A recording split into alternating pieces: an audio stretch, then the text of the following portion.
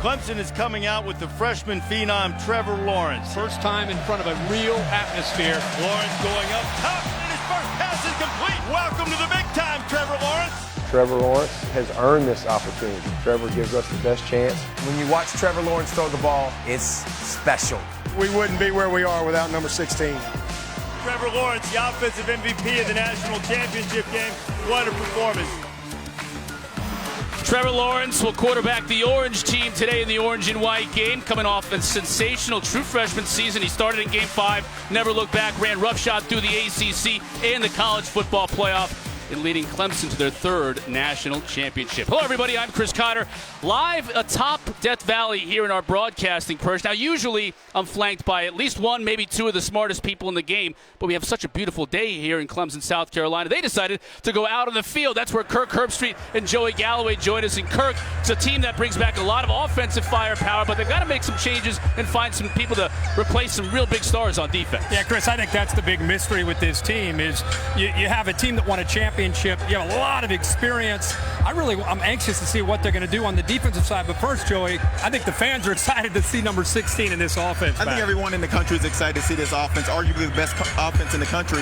You think of Ross outside, Higgins, 6'4" guys, Amari Rogers when he gets back, fast guy in the slot, and then the ACC Player of the Year and Travis Etienne in your backfield, not to mention Travis Lawrence, which everybody knows about. Yeah. But there's only one football to get between all these talented guys, not to mention the freshmen coming in. On the defensive side, a little different. Yeah, it is different, and I think they recruited well, but they lost so much leadership and production. Guys like Christian Wilkins and Cleveland Farrell and Dexter Lawrence, and they lost linebackers, 6 of the top 7 in that front 7. And you know, on a day like this, in a stadium like this, it feels like a game. And so I think these younger players are going to get a chance to find out really where they stack up. And to hear a little bit more about that, let's go to Marty Smith, who joins us. He's with the head coach, Dabo Swinney. Thanks, boys. I appreciate it. That's right. I'm here with Clemson head coach Dabo Swinney. One of the things when you're on top of the mountain that can send you right back down the mountain is complacency. How do you guys guard against that when you're atop the mountain? Well, we start over, and our culture is you have to earn it every year. That's the way it's been here for a long, long time, and you don't get to carry anything over. You don't get to stay at the top. We're right back at the bottom with everybody else, and you got to climb all over again. You got to earn it over again, and so it's just a mentality that we have, and that's the same thing with our coaches. We got to prove it every year that we're still the ones to be doing our job. So that's what we do, and just kind of keep our eyes in front of our head, focus on what's next. You note we need continuity, right? Yeah. And you've been able to keep your assistants here, and that's one reason you've had this sustained success. How do you maintain that continuity? Well, we have a great environment. We love each other. We have fun. It's a great place to live. I mean, to be able to live in Clemson, South Carolina is pretty special.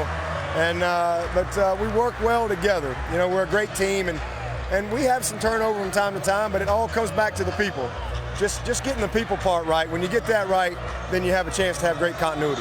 One more thing real quick. How has Trevor Lawrence grown as a quarterback since we last saw him on January 7th?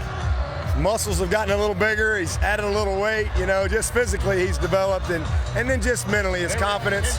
He's very sure of what he's doing, and he studied himself from all last year. This time last year he didn't have anybody to study because he had no film of himself.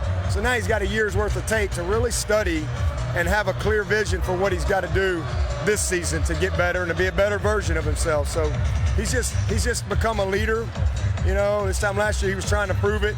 Now he's done it, and he's asserting himself as that leader that we need him to be. Appreciate it. Thanks for your time. Man, enjoy this one, brother. Yes, sir. They pay you to do this. They do pay me to do this. God bless America. God bless college football, Chris Cotter. It is a day to celebrate college football, and that we get to work here, we get to watch this game, and we get to watch the defending national champions and a whole lot of talent. And BT Potter's one of those talented Tigers, kickoff specialist from last year. A touchback specialist, in other words, and he's going to put total leather, and the orange and white spring game is underway.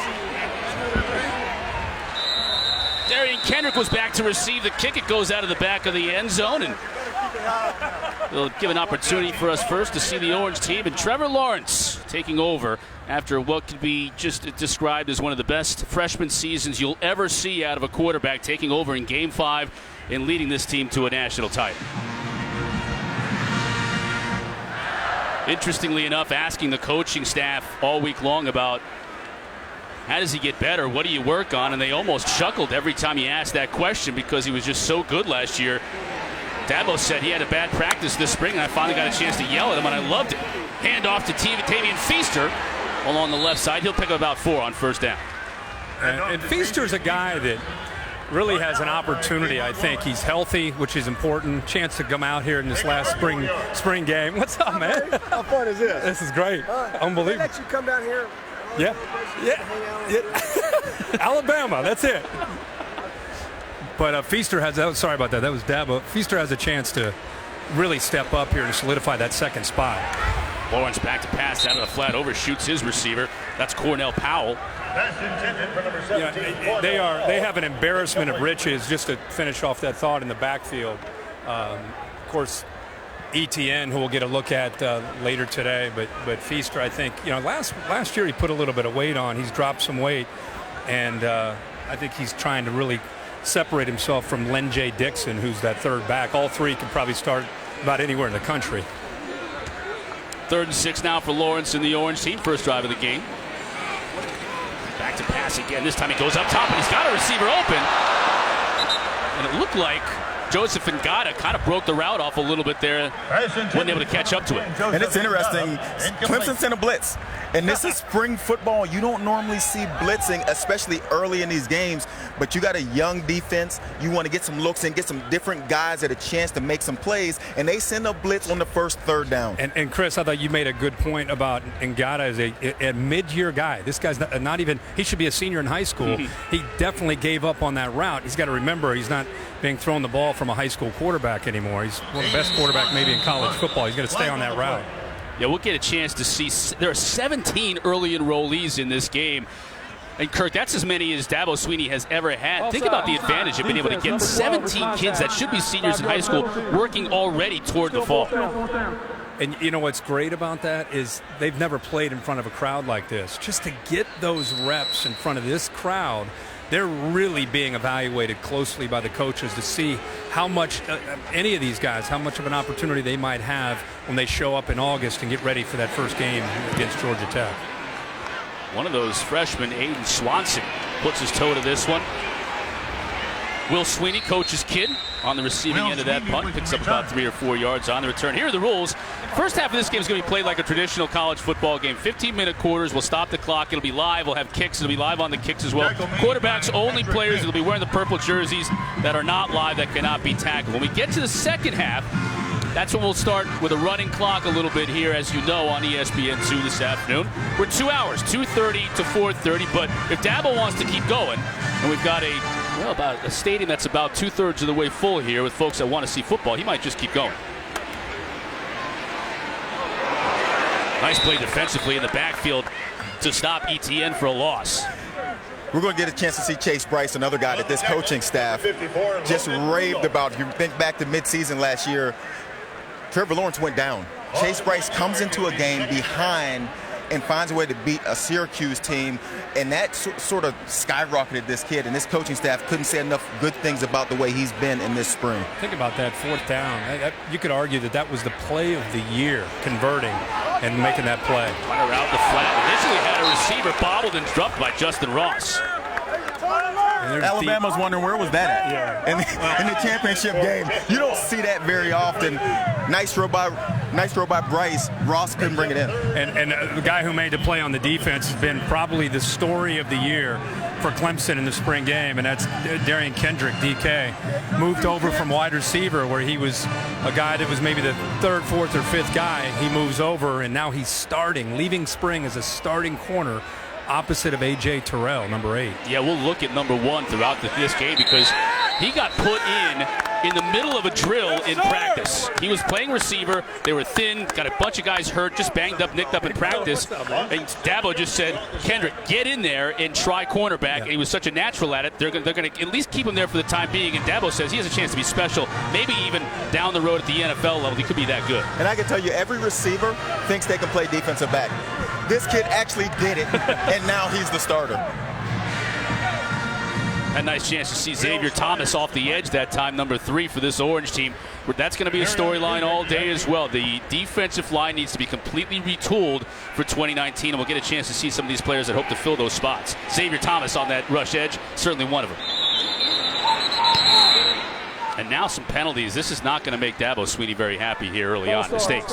Number 12, offense, 5-yard penalty, still 4th down. You see him making a note of who's guilty of the infraction. Could be some up downs, some bleacher runs later on. Galloway, how many times did you have to do up downs? And I'm going to go to Kirk Herbstreit for this one during your days in Columbus, or run stadium steps, or whatever it was. That'd be a big 0 for Joey. So on time and everything, wasn't he? No, I didn't say that. I follow the rules. I didn't say that. Coach Coop had a set of rules for Joey and the boy, and some of the boys, and then for the rest of us. I got you. For the rest of us, I guess. So you put yourself in the other category. Oh, are you kidding me? Absolutely. 5-yard line. Darian Kendrick, they call him DK around here. We just talked about him moving to that cornerback spot. He'll still return kicks and punts to some extent here this year as well. He was on the receiving end of that punt, so we'll get to see Lawrence again, this time starting from about midfield. I think we're taking a shot. My guess is 50-yard line. Let's take a shot. I'd love to see a matchup T. Higgins against A.J. Terrell on the left here, but you got a safety back there and helping out. Feaster again in the backfield. Pull it. There he goes. Lawrence keeps it. Again, a little bit of a pop, and that's it. Can't tackle the quarterback. Very little bit of a pop, and that's it. Little rub. It's almost like a rub. Yeah, you talk about having to do some up downs. If somebody hits Trevor Lawrence out here today, we're going to see some up downs. And that's got to be tough for a guy like Kayvon Wallace, who wants to hit everything that moves, that isn't wearing the same color jersey he is.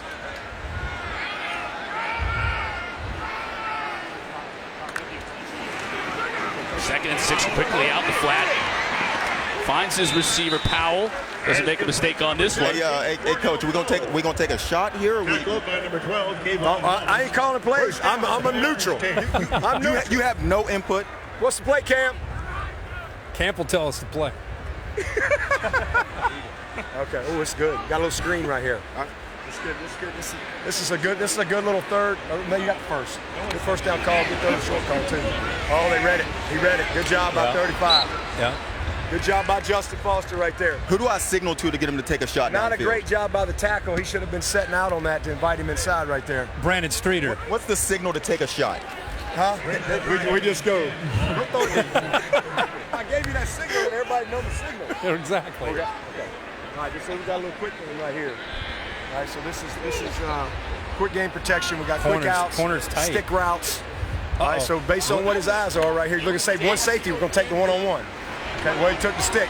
He could have easily taken that, but he saw the end drop. Yeah. All right, so he went zone pressure right there, and the end dropped underneath his easy outlet. Want me to go tell him he should have taken the out? No, it's good. Hey, he saw 35 bail. Dabo, of all the quarterbacks you've been around, as far as processing, reading, recognizing, like a play like that, how does he stack up with guys you've ever been around? He's as good as I've ever been around. You know, he showed up that way. I mean, he was well coached in high school, well versed, has a great understanding of what his eyes are on. You can see he understands the protections. He's a great communicator. Woo! It's Justin Maskell. That's that one of them young guys I was telling you. Did you see me and you take off running? The coach stood right here like they know better than to hit him. Honestly, how does it just you just keep coming? Defensive end. 7, so that's a freshman, and that's one of those names I gave you this morning. That's one of those names. Watch coach on the big screen. At 1 and 7. No, he just gets it. You know, he understands the game. But more importantly, he loves to study the game. He likes to be coached. And the great ones, they want to be told the truth and they want to be coached. And he loves that, and that's what makes him special. Deshaun was that way. I mean, you know, he loved to prepare. And Trevor loves to prepare as much as he loves to play. And with the talent he has, that's what makes him great. Oh, that's a bomb. In honor of Augusta, that was perfect. Hey, Coach, is it good with you if I go over and speak to the Orange team and let them know it's time to take a shot downfield? I mean, we got to open this thing up. Coach Scott's calling. Number 39. I think he's just waiting. Aiden Swanson. It's early. That ball landed 50 yards down the Keep the field. fans in it. Yeah. Well, how about those defensive ends, man? 7 and 3. Yeah. 1. What What kind of notes you taking? So I'm keeping up all of the possessions, the sacks, the big plays, penalties, and the drops, just so I can have a quick reference, quick stat for myself. So when I go in and talk to them. Do you do that in the games too, or just no? Just sometimes I see. And when the games, I'm calling plays and involved in the scheme. Right. I'm out of it today. We got head coaches, we got coordinators, we got everything. I'm making sure I'm making sure we get the sacks right and keep it fair. And just evaluate watching these guys, watching how some of them respond, watching their body language. I'm up here with Coach Scott right now. Coach, me and Dabo are wondering, when are you going to take a shot downfield?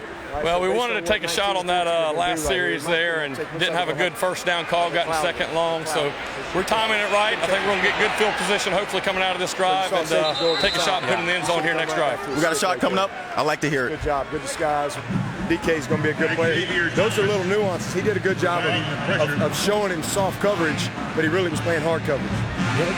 He's really made a big adjustment from receiver coming over to corner, hadn't he? Yeah. One of the big stories for you? He's done a heck of a job.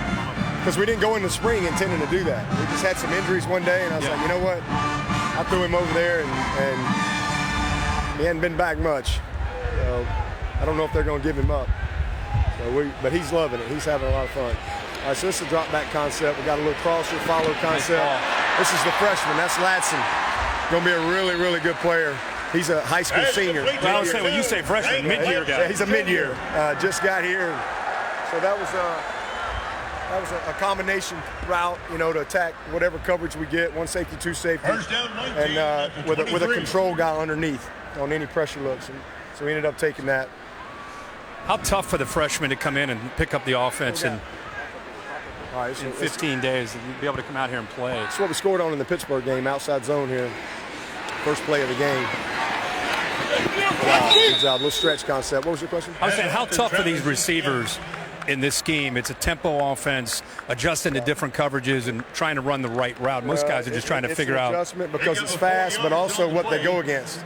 The looks, the multiple looks, and the A.J. Terrells. And most of the guys we get have not been challenged consistently like they get challenged on the practice field. So it's the mental part, it's the speed and the tempo, and it's the physicality of the game. And it's you got some guys throwing you the ball that not everybody's got a Trevor Lawrence or a Chase Bryce throwing them the ball. So there's a lot to it. But Ladson and Ngata are two of the most ready guys we've had. So really polished, good understanding, and Spector, the new number 13 out here.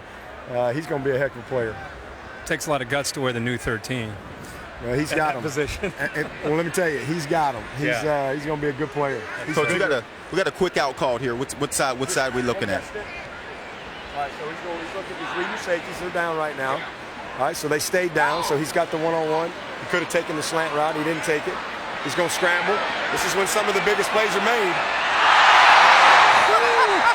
Some of the biggest plays are made. Yeah. Must be nice to have those 6'4" receivers out there, throw it up, let them go get it. Hurt Street would still be playing if he had guys like that, isn't that right? I mean, you did that though, right? Yeah. I was downfield, Coach. I'm like, just throw it out there as far as you can. I'm not trying to out-jump anybody for it. Yeah. That reminds me of the game in San Francisco, Santa Clara. Yeah, he's special. So that's one of the things I talked about with Trevor earlier. We got to extend some plays. Yeah. He probably could have taken the slant route. We got to extend a little screen here. We got to extend some plays, and because we have the ability to make some explosives off the scramble. Yes. And so sometimes you got to know when's when to get out of that pocket. Yeah. And he's such an athlete. Yeah, he can create. Trevor's so confident to sit in there and he trusts his arm. But there was a few times last year I thought he could have extended the play, or just scrambled for some positive yards. And let's live for another day. It's kind of funny when we talk to you guys about what does Trevor Lawrence need to work on. Naked. And it's like you guys are trying to think of some things. Oh, here's that tight end. There it is. Nice job. Really talented young player there. He's got a chance to be a special talent. Really excited about him. Especially with that number 88 on. I really like that. What's about a 95-yard drive there? That was backed up. Great drive, great answer. Right there. Honestly, you haven't had the tight end since Leggett left. As far as you've had some good tight ends, but not to the level of Dwayne Allen or Jordan Leggett. He's got that look. And Jalen Lay. He's a new guy. We got a young man, Davis Allen, coming in this summer. So it's a key position for us. Number 98, but he's got a chance to really be pretty special. Steven Sawicki with the point after for the White team. That was a nice drive there. Chase Bryce to Braden Galloway for the score. White on top, 7-0.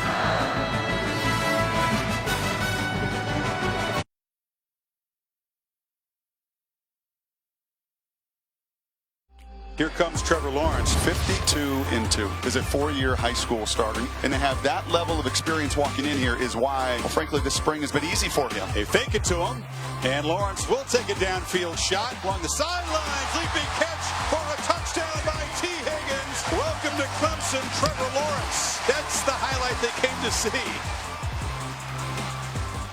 And it isn't Trevor Lawrence just yet. It's Chase Bryce, who was the first quarterback to throw a touchdown pass in this year's orange and white game, as he found Braden Galloway just before we went to break to put the White squad up 7-0. There's Trevor Lawrence poised to re-enter the game now as the orange team will look to get the football back.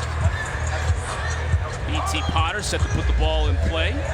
Once again, Darian Kendrick standing with his toes on the end line to receive it, and he'll come out with it. Outside at the 18, still on his feet, tries to cut back, but he's dropped at the 17, and that's where Trevor Lawrence will come and take over. There's a lot of bullets flying there. I talked to Coach Scott before the last series, before the 95-yard drive. He said he was taking a shot. Okay. But he thought they were going to get a stop. But now they scored. I don't know if the thinking has changed, but he said we're going to get a shot early. All right, who are we going to take a shot to? We got a lot of choices. So this is a high school senior, 85 right here. Oh, okay. That's Jalen Lay tight end. Okay. Mid-year. Mid-year. What we got? All right. Counter? Yeah, run the counter. I love this back. Yeah, that's a good one. So we're just pulling. We're pulling here, and we're wrapping with the tight end here. Let's see if this high school senior gets his block right here. See if he makes the block. 85. All right, come on, step it up in there. All right, that's a high school senior, 13. That just whipped his block at the point of attack right there. That's Tyler Davis. Number 33. Should be going to the prom tonight. Instead, he's out here banging heads. He's from down in Florida. Waukegan High School. Really, really good player. He's the kid that ran out there first. Yeah. And I'm like, the guy just got here. How can he run out there first? Surely we got somebody that can run out there. Right. But he's you see right there what he's capable of doing. Oh, look at him. Very quick. Good job. That right there. That's an example. That's what I want. Yeah. That's what we've talked a lot about. Is just extending and then finding the ball. Right. Finding the play. Right. Here's a look at it right up here. Yeah. Really good job. Really good job right there. Eyes downfield. Yeah. You know, that's hard to coach. I mean, that's great poise, great comfort, great awareness in the pocket. Nice job by Powell sitting in that hole too. I think this is it. Well, what we got? Oh, here's it. Right, you got Higgins right here. This is a shot. This is a shot. It looks like we're going to get the look. We're going to get quarters or some type of cover one here. He's going to go over here. Coming down on it. He's going to take it. He's taking 1 or 5. Oh, great job, A.J. Terrell. You can't cover it much better than that. Yeah, that was nice. See, that's a bad decision. As intended for number 10. Oh, he's going after Trevor. He's going to get on him now, boys. Incomplete. He's asking, watch. Let's see what he says here. What'd you clarify there? Well, he's got T. Higgins on a high school senior. Right. And he's got a high school senior on A.J. Terrell. Got to know your matchup. You know, but he thought he was a little far off. I said, I don't care. It's still a matchup. But that's what I love about Trevor, because he has the answer. So I came over there and he knew exactly what I was going to say. He goes, I just thought he was too far off. Yeah. And I said, it don't matter. It's a high school senior. Yeah. Now that's what I would be telling Herb. Yeah. I would come back to the huddle and say, look, it doesn't matter. As opposed if you see this matchup, let's to a high go. school senior on an All-American. Right. Yeah. Absolutely. Play the odds right there. Right. What we got? All right. This is a vert concept with comebacks built into it.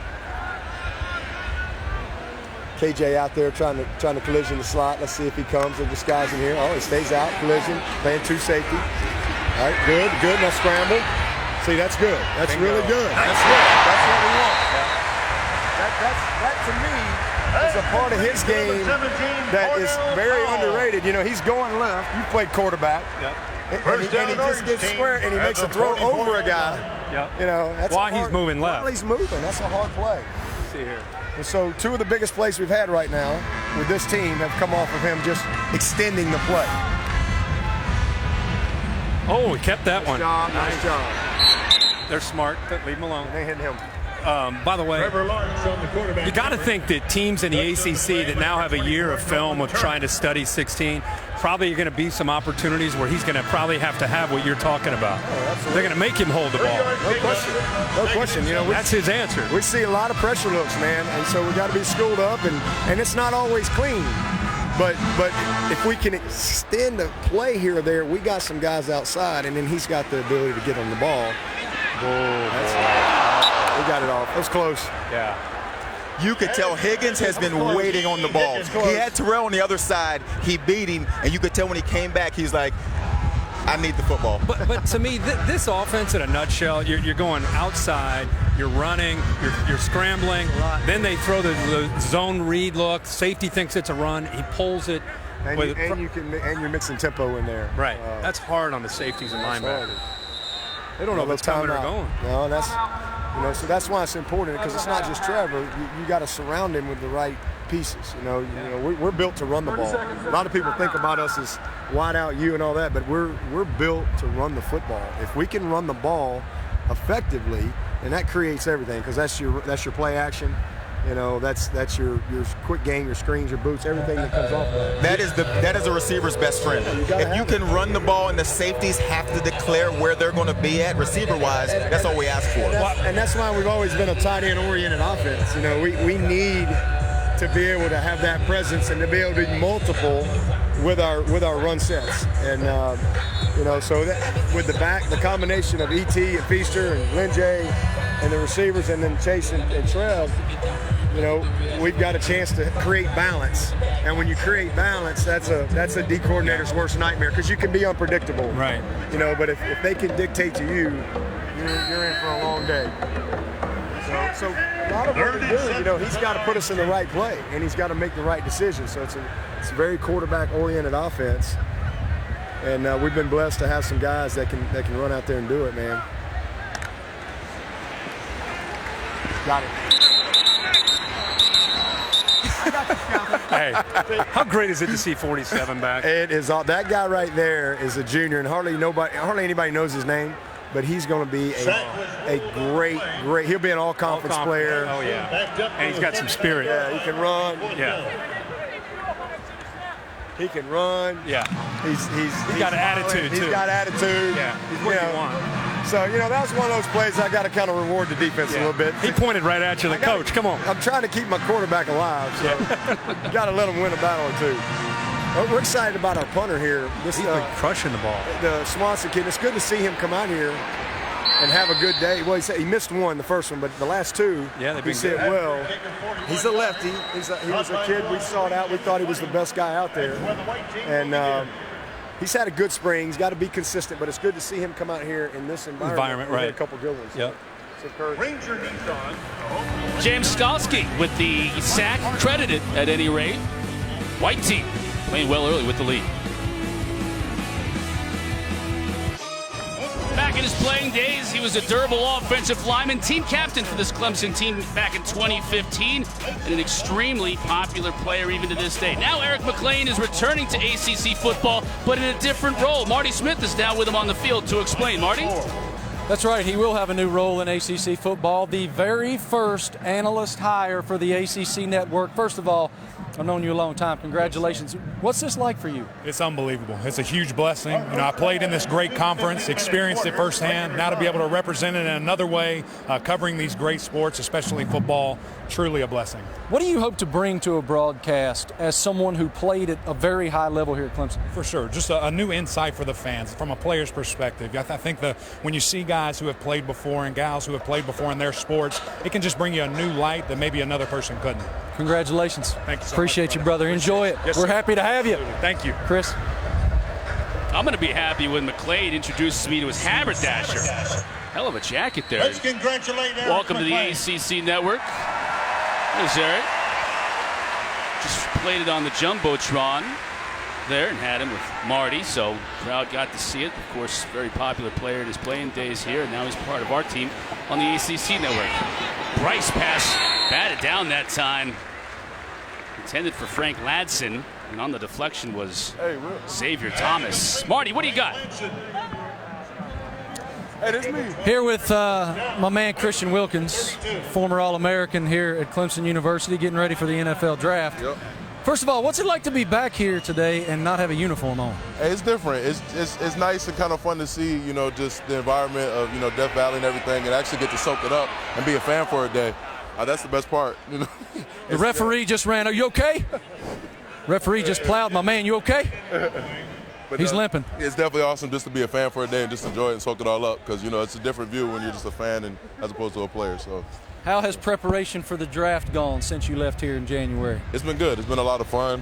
You know, just working my butt off, just trying to, you know, just solidify, you know, everything that team seen, you know, from the film for over 4 years. You know, just trying to work my butt off and just position myself, you know, to put the rest in God's hands. How did Coach Sweeney and Coach Venables and this staff and this community prepare you for the next level? They really haven't done anything for me. It was all me.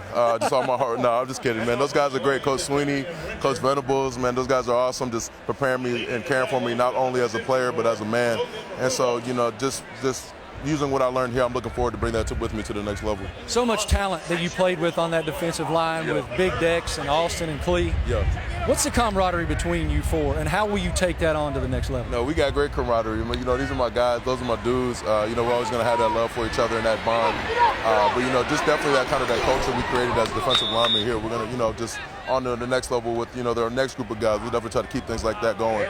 How do they replace you five, including Albert? Right, Albert Huggins, yeah, no, definitely. I mean, it's going to be tough. It's a tough job to do because we did a pretty good job. But I think, you know, these guys are built for it. Coach Bates is going to do a good job getting the D-line ready. Coach Venables is going to have those guys ready to go. Coach Ski, they're all going to do a good job. They're going to replace us, you know, and I think they're cut out for it. You know, we were able to work close with those guys. You know, they're definitely ready. Appreciate you. Yes, sir. Appreciate you. Enjoy that. Yes, thank you. Thank you. Yep. Chris. All right, Marty, thanks. This Orange defense has really stepped up. Other than that 95-yard drive that Chase Bryce led them on, the Orange defense has stepped up and held them in check. Speaking of Christian Wilkins and that defensive line, the NFL Draft is on ESPN for the 40th straight year and on ABC for the first time ever.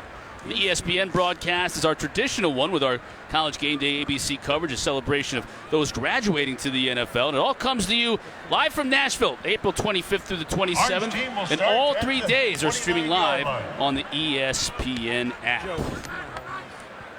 According to Mel Kiper, and this is just updated recently, here is mock draft, 14th, 17th, and 19th. Kirk, you're going to be out there with Coach Corso and company at the draft, aren't you? Yeah, we're doing kind of a College Game Day version of the draft on ABC on both Thursday and Friday and also Saturday. And, you know, we're all excited to see where the Clemson players go after the year that they've had, the careers that they've enjoyed, especially, you know, Christian Wilkins, that defensive line, Cleveland Farrell, Dexter Lawrence, the three names we just put up.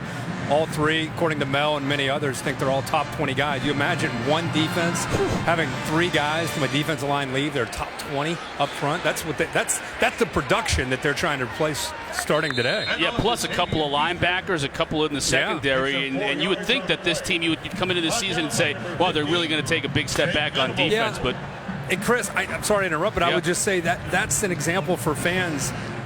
They've reached that Alabama level. You know, they're now rubbing. Obviously, they've beaten Alabama in championships, but I'm just saying that when you reach that level, you replace players with players that you're watching today making plays that you just maybe aren't as familiar with, but have incredible athletic ability. Lawrence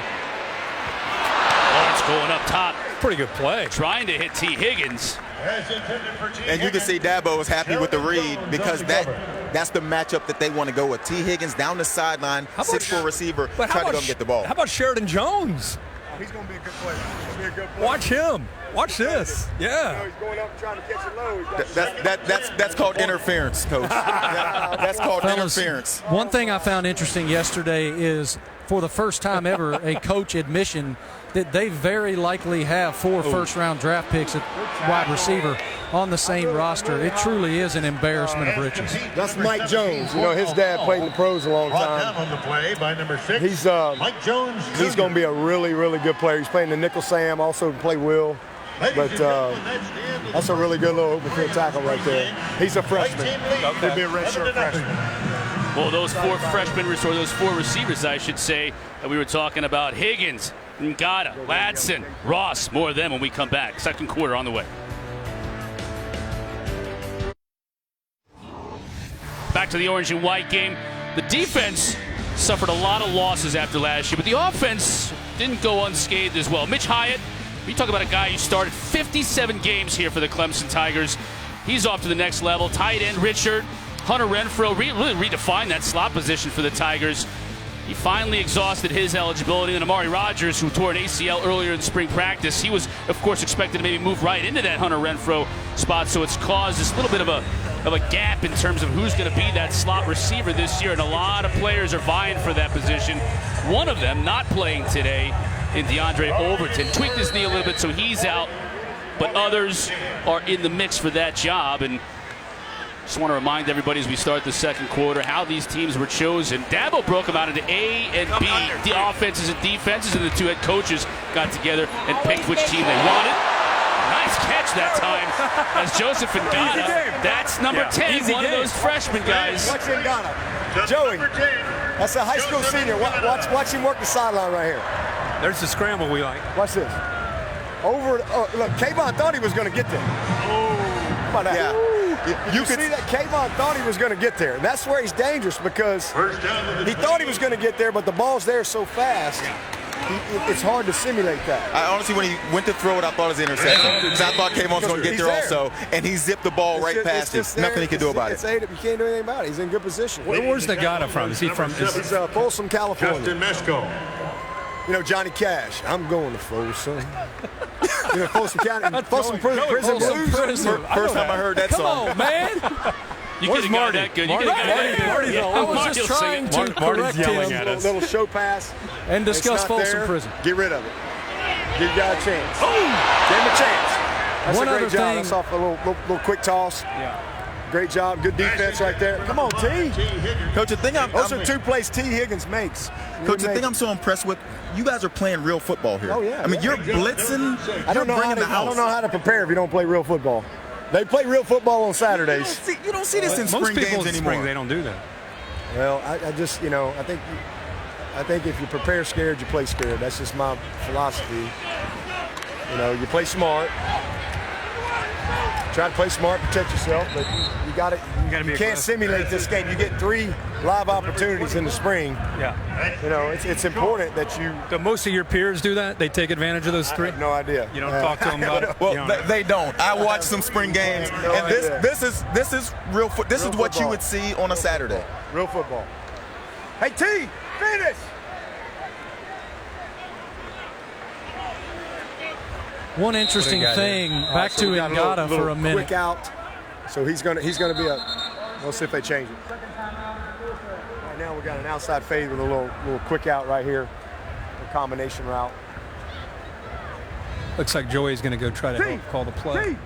Finish it. You get in here and see what's going on over here. His mama, I just heard T's mama. She said, "Catch the ball, T." You can hear her? You can hear Lady. His mama. Her name's Lady. You can hear her. Always. She is.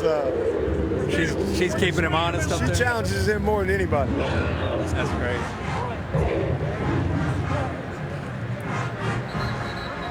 Fourth and 3. We're definitely going for this. No field goal kicking out here. Real football, like Coach said. We're going to try to go for this. What's the score? We're down, right? Orange is down 7. We don't have time for field goals. We need a touchdown. Hey, what we got? Changed it. All right, so we got Coach, what are we thinking here? Run a little try to work this little double 82 slants right here. over He's here going to to run a Higgins if we get the right 25's on the coverage. corner route, 82's on a little stick Our route. best guy, Back's young- going to be young hot into DB the right flat. here. He's free releasing here. Got a good look and we right got here, slants, man so we got a little coverage. combination Works right his here. technique. Right, Whenever good ball, we got so right now, he's probably going to take this slant or he's going to dump it quick to the back. Slant to Higgins. All right, bam, right there. Right there. He listened to his mama. He didn't listen to me, but he listened to his mama. I love the decision there with all that space on that quick slant. Yeah, he heard his mom. So, low safeties, tight pressure. Yeah. And he's got a stick corner, but he likes his one-on-one right there with T. Higgins every time. From the 13. Nice play. Good to see him come back and make that tough play because probably should have made that one earlier. That was a tough play. All right, here we go. Nolan Turner. They're going to get us on a face mask right there. How about Nolan Turner? Love watching him. What a player. Going to be a junior and a really good player. Yeah. Speaking of player, where are the Herb Street twins today? Herb Street twins are getting ready for prom. They're supposed to be here. Prom. Okay. Can you send a message to them right now? I thought they had their priorities in order, I know. Do they not have FOMO or anything? And this new word I learned is called FOMO, fear of missing out. Is that right? Oh, they feel that. They feel that. First and goal. No, man. Yeah, but they're coming here in June. Yeah. They're fired up. Yeah, they're going to be great, man. Yeah, we're excited about it. It's going to be awesome. Can't wait. We're not as excited about you, but your wife, we're real excited about her coming and being part of it. She's excited to be a part of it, too. Nice job. Is that Justin Foster? Again, okay. He's been making and he had a lot of big. He quietly had a great year last year. Backing up Austin and Clee. He is. He's our vet. He's going to be a junior. He's the veteran of the bunch. And with the losses up there, he becomes a very... He's very steady. He's physical. He's stout. He's really learned how to play. He's very smart. And so we're excited about him. He's had a really consistent spring. Coach, on that 4th and 3, I was listening to Coach Staub on the sideline, and I could hear you. You guys were saying the same identical thing. Yeah. How much has it meant here with this coaching staff? Everybody staying put. Well, I mean, Jeff, I mentored. He was a GA for me. Tony played for me, coached him. So it's easy for us to all be on the same page. They know exactly what I want, how I want to do it, and they know me. And same thing with Brent. I guess we're going into 8 years now, and it's a lot of fun when you really we start over, but we all know each other. We don't have to relearn each other. That really is helpful. Got him.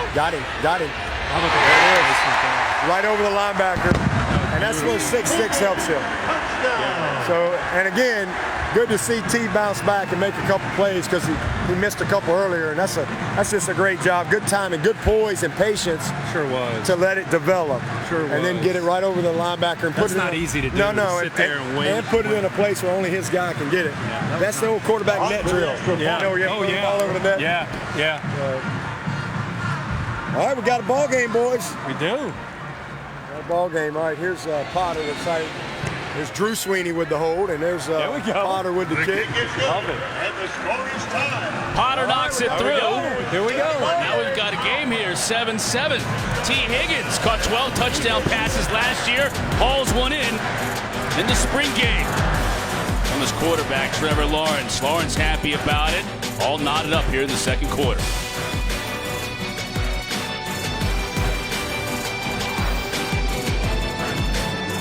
Orange and white continues from Death Valley. This defense, which was special last year, a lot of players going to the next level. When you talk about 2 members of the secondary, a couple of linebackers, including Trey Lamar, and how about really their top 5 defensive linemen, including 3 first-team All-Americans, all heading to the National Football League. And what this defense was able to do last year in terms of winning a national championship with all this star power, amazing. And it will have to be now completely retooled. First, in terms of scoring defense, top 10 in so many other categories. Marty Smith standing by right now on the field with one of those players looking to take his talents to the next level. Cleveland Farrell, former Clemson All-American defensive end.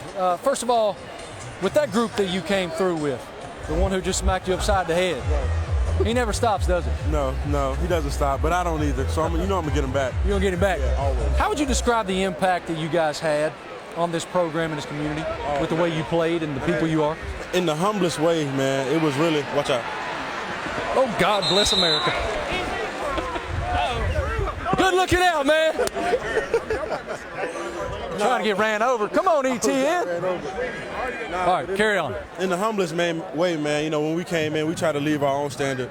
You know, obviously, Clemson has a great legacy just for defensive linemen and just great teams, but, you know, I feel like the legacy and standard that we set here, you know, it's only going to be it's something that you really can't match, you know what I mean? And I hope this team can really set their own new goals and set new things for themselves, but once-in-a-lifetime experience. Most wins ever, 2 national championships, and the type of guys that we have bring in, man, it's a blessing to be here. One thing I always found so impressive about that group is no matter what level of success you guys had, you always kept the chip right here. Oh, always. Why and how did you do that?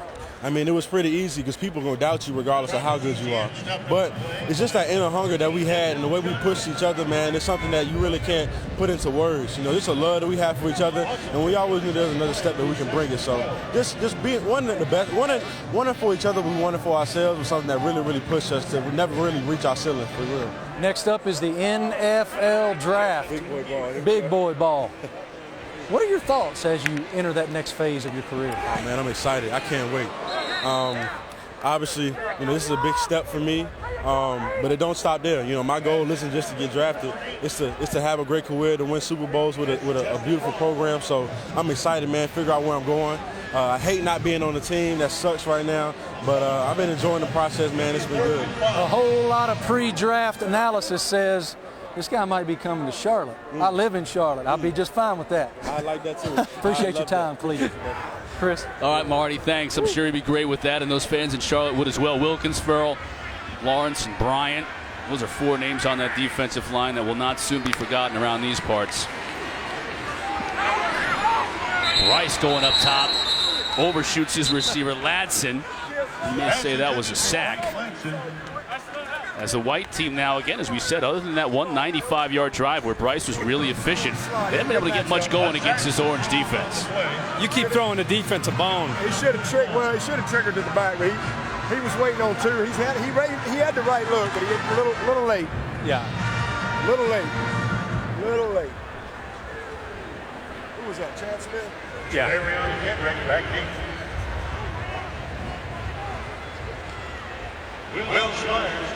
Will Spires here back Foster to punt. and Rudolph both. Those DNs. Both of them are like just going to be nice. Yeah, Rudolph is he's a Ben Boulware playing DN. Yeah. He's just got that mentality. Yeah. Just a motor you can't coach. You know, his brother was the quarterback. Yeah, Mason Rudolph. But he's what you want, man. He's the type of guy you want wearing your jersey. He is a winner. Gonna do all the little things right. And you know, he's not as long as some guys, but man, he plays long.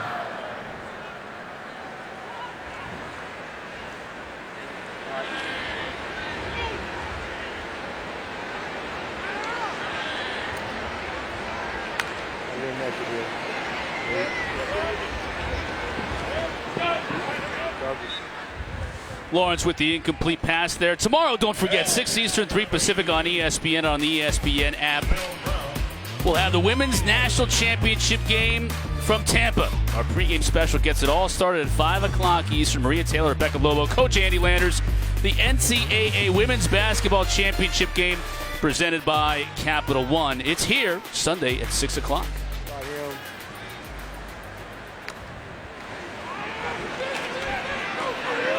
Look at Sheridan Jones. Look at this kid. Look at that. Pass is complete to number 82, Will Brown. Look at Sheridan. Tackled by Sheridan Jones. Loss of a yard on the play. Brings up 3rd and 11.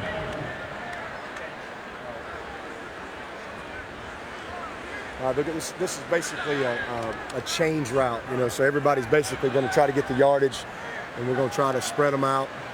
And he's going to read it out here and find the best matchup, open hole. Got a chance right there in the slot, and he hit it. Good read, going to be short. That's on the receiver.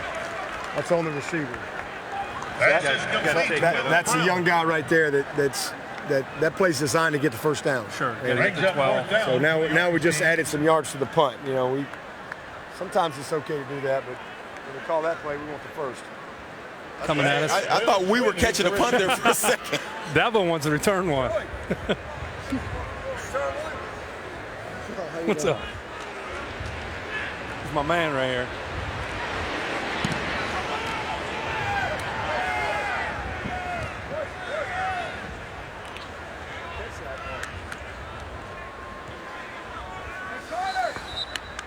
So Trevor Lawrence isn't able to move the orange team. White will take over.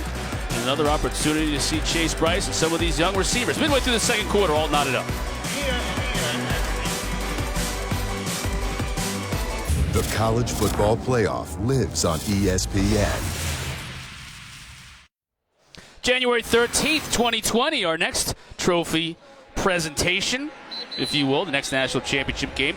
2 College Football Playoff national championship trophies, both presented by Dr. Pepper here in the trophy case in Clemson, to go along with their 3rd national championship, which was won by Danny Ford back in 1981.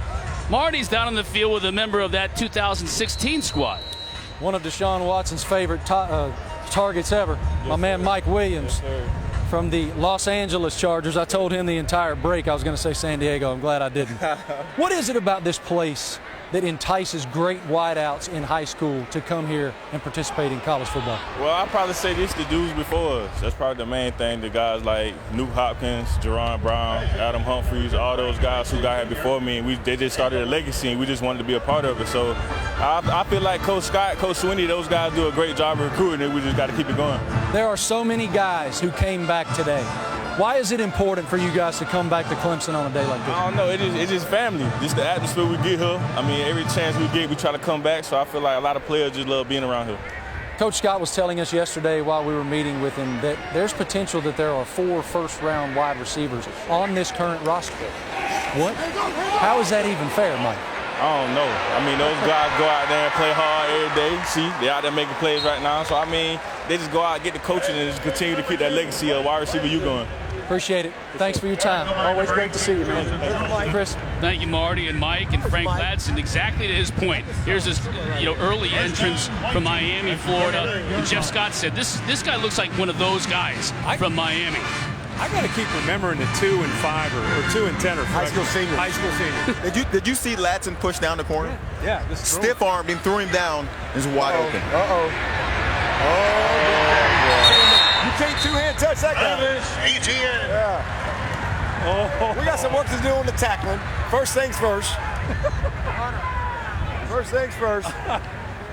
That's tough. Coming downhill at you. You've been over there for a week. They don't let us have the two-hand touch. When you look at Etienne's upper body, does not you don't notice how big his legs are. Thick. Yeah, man, he's massive. 208 pounds. Massive. 210. Very powerful. He's built his upper body to match it. All right, here's a nice little boot. Backside. Missed him. Had a touchdown on the backside. Missed him. Yeah.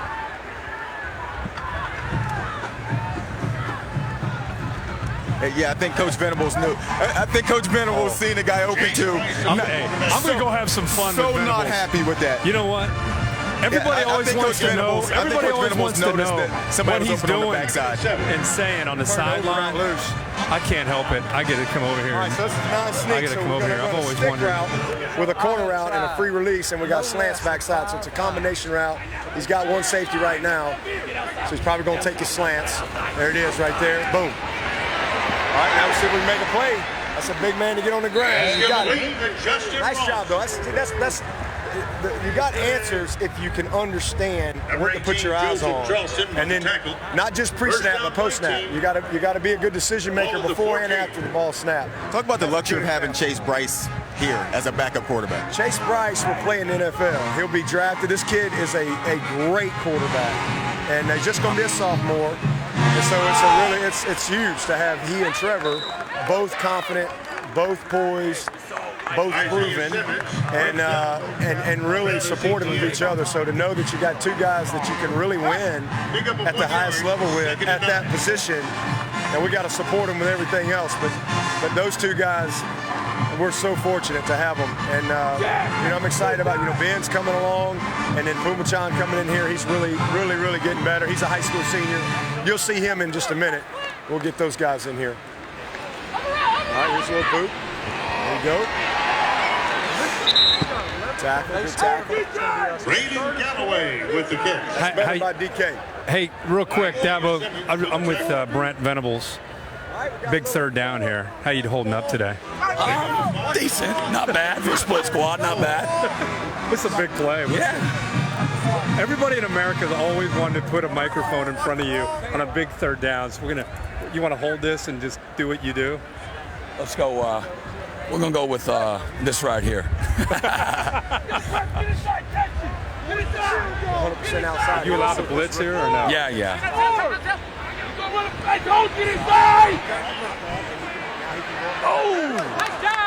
Did you tell the officials not to call interference out here? That is about the third interference call that has not been called. I'm going to start. We're going to give him his pull-up after that, right? He went from diapers to his pull-up on that one. That was a nice job. We like that. Right? Every parent knows about potty training, right? Yeah, it's a big deal when you put the pull-up on for the first time, right? You're right. All right. Good for him. Warner's living on an island. Big play. Good Absolutely. read. I love what you do. Steven Solwicket for the field goal. Opportunity. You read it inside out. All right, so points are big right here. Not a great snap. So And the Wicky. kick is good. Good job, And the Will. Way white to get it team down. takes the lead 10-7. Good job. Good job.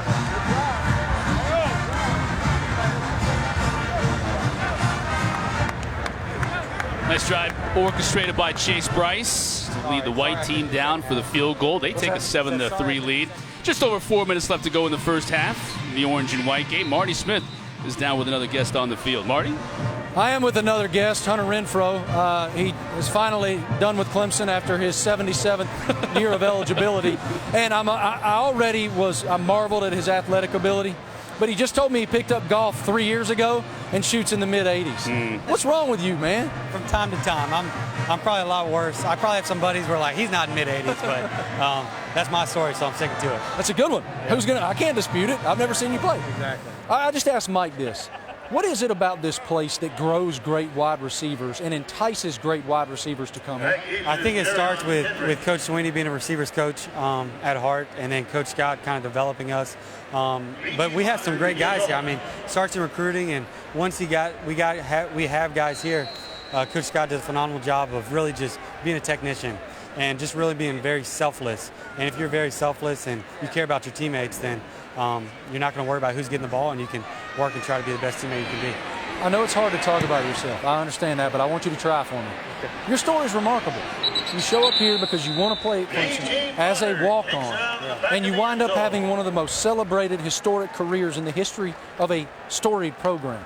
How would you define what you accomplished here? Just a blessing for me. I know coming out of high school, I wasn't really sure where I wanted to go, but I feel like it was God's will for me to come to Clemson through a lot of prayer, having a coach like Coach Sweeney, Coach Scott, Coach Elliott, those type of men to be able to develop me. And so just to be able to come here and do what I did, it's just really just a blessing. And it's been cool to carry on and be interactive with the fans, and because it's not about me, it's not about what I did, it was what everybody's brought to me, everybody's meant to me, the people who got me here. And so it's just been cool, and I'm looking forward to whoever the next walk-on is to be able to kind of mold them a little bit and help them out. Your co-offensive coordinators told us yesterday in our meetings that you changed the slot position at Clemson. Yeah. How do you feel like you did that? Yeah, before me it was Sharon Peak, it was 6'5", and now we shrunk me down a little bit. Hopefully it was for the better. I don't know if they meant change it for the better or worse, but much better. But it's been fun. It's been a good time, and really just Adam Humphries was a guy who was before me at Clemson, and he was kind of in that role and never really got the opportunity to thrive and get in the situations I was in. So it was cool for me to pick up there and hopefully pave the way for some of the guys coming next. What was the combine experience like, and how has preparation for the next level gone for you? Yeah, the combine was a whirlwind. It was awesome to go see what else is out there. But they ask you questions they already know the answer to. I'm not there. I'm not going to wow people with my freakish athletic ability. So I was there just doing my best, answering questions, looking at the playbook the teams had. And it was just cool. It was cool for a guy like me to come as a walk-on to have that opportunity. So it was neat. Hunter's going to go to the New England Patriots. He's going to catch 75 balls a year and be the next in the lineage of great slot receivers in that organization. Hey, congratulations. Appreciate you, man, and your example. Thank you for that. Chris? Thank you, my man. Stamped out of the mold, that is for sure. Pass intended for T. Higgins. Knocked away, incomplete. Don't forget, folks, ESPN and the ACC bringing you the ACC Network beginning in August of this year, where all the 15 championship-winning programs in this conference will call home. Visit getaccn.com to learn more.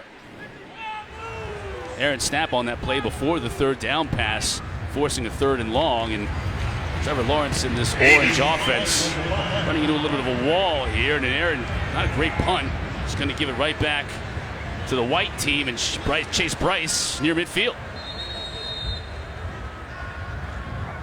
Take a look at what we have so far today in terms of the quarterback comparison. Lawrence just over 50%. Both of them have a touchdown. Bryce, a lot of those 165 yards were on that 95-yard drive. He was able to direct for their lone touchdown. 10-7 right now our score. There's Bryce. Will live in Clemson lore after converting a 4th and 6 last year against Syracuse to keep that game alive for the Clemson Tigers. They eventually won it, as they did all 15 of their games last year, but that was one moment where Lawrence went out injured in that game, and Chase Bryce had to come in and convert it on the most important play of the year for this team.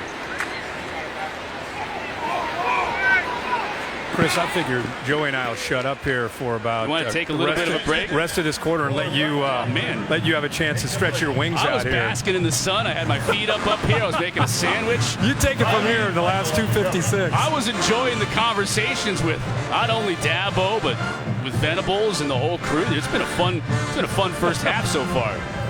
Even though we don't have a whole lot of fireworks in terms of scoring, we're learning a lot about these young players. I think that's what college football fans and Clemson fans especially want out of this game. They want to see these kids. And they're playing real defense. I mean, this really is not set up for the offense to be successful. Yeah, they are blitzing, multiple looks. The defense is shifting. So we're seeing real football, and you have to make plays against this defense. And surprisingly, with the guys that are missing that we've talked to and the new guys, they've made some plays on the defensive side of the ball. And for fans that maybe aren't familiar with some spring games, that would not be considered normal. I think most teams, they get into a spring game, it's on TV, they kind of pull back and don't do as much. They don't want to tip their hand for future opponents watching them. Plus, they don't want to make it overcomplicated for the offensive line or the quarterback. So there's rules. You can't do this, you can't do that. Here, it's pretty much just do whatever you need to do.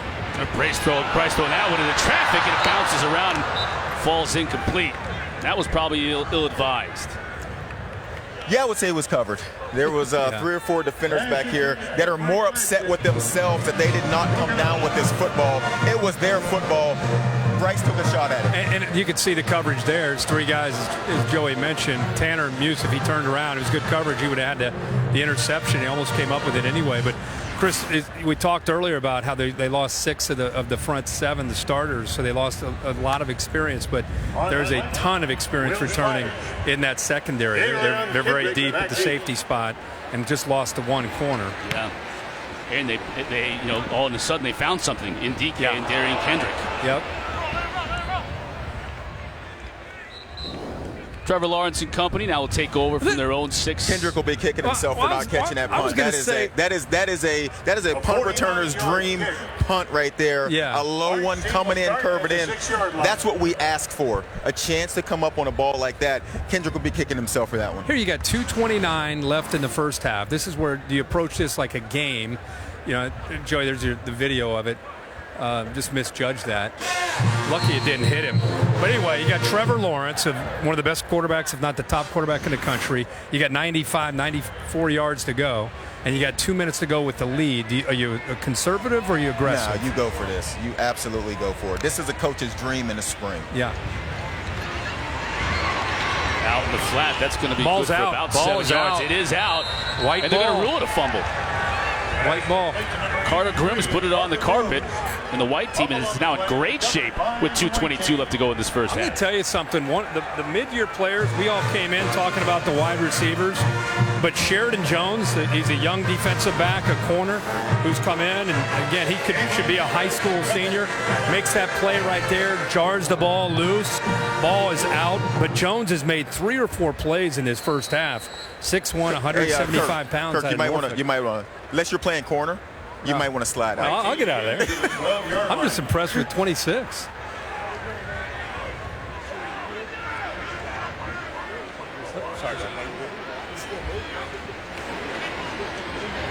Price with the handoff, and Rensher trying to dance his way through there. He'll pick up about 3. Darian Rensher pick up 3 yards on the play. We'll get to see a lot of these other running backs here in the second half because it's not a very deep position for this team right now. You got Feaster and you got Etienne, and you know what you got there. And then we saw a lot last year of Lynn J. Dixon, which is a little bit of a change of pace. He's a home run, as they say, waiting to happen. But other than that, the depth is just not really there in terms of guys with experience that we've seen on the field. They'll get a couple of freshmen in August, and we'll get a better chance to see if one of those two can compete. Wow, that's going to be a score. Rensher dances his way into the end zone, and White has their lead.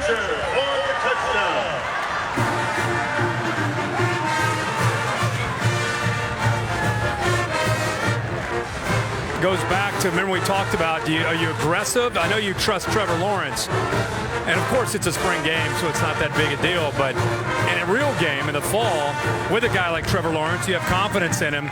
But he throws an accurate ball, the receiver puts it on the ground. White team takes advantage of it, and 2 plays later, they're in the end zone, and now they've got the lead. It's good. Sawicki with the point after try, and Chase Brights congratulates his teammates coming off the field. Quick drive for the white squad after the turnover, and it's a 17-7 lead. Todd Bates and his white squad. Good crowd here tonight. Lower bowl completely full. Even some folks sitting up in the upper stands. One of the more dangerous sections in all of college football. If you've ever been up there at that top level, it's about as steep as the side of Mount Everest. Those are my kinds of seats, the cheap seats. I've been there a lot. Yeah, Kirk's never been up there. He has no clue what those seats are all about. It ain't air conditioned up there. But Joey does. He's all about that. He's a man of the people. Oh, he sure I'm definitely a man of the people. Yeah, oh yeah. I might go sit on the hill for the second half. Yeah, I know you will. Yep, with all of his friends.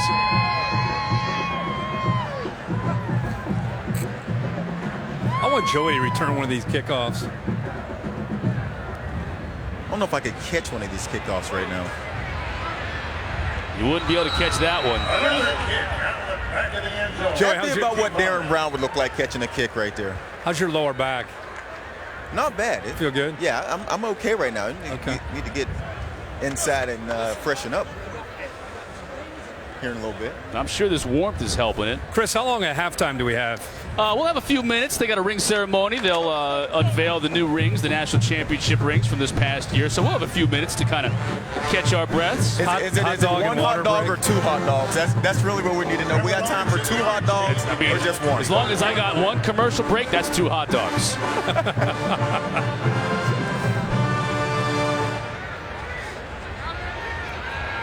I've done so much work here in this first half, I'm really going to need to take a break. Here's another case, 1:38. You're still pretty deep in your own territory. It's an opportunity to try something out, though, if you're Trevor Lawrence and Jeff Scott and this crew, isn't it? Yeah, now you're down 10. Now you definitely going to have to get a little more aggressive. You would expect him to kind of look up T. Higgins because of the experience. Agata is in the slot here off to his right. How about Agata, the only player in the whole entire Dabo Swinney era to come here out of the state of California? Maybe it'll open up the door to more, including maybe the #1 quarterback in the country coming out of California this year. Absolutely.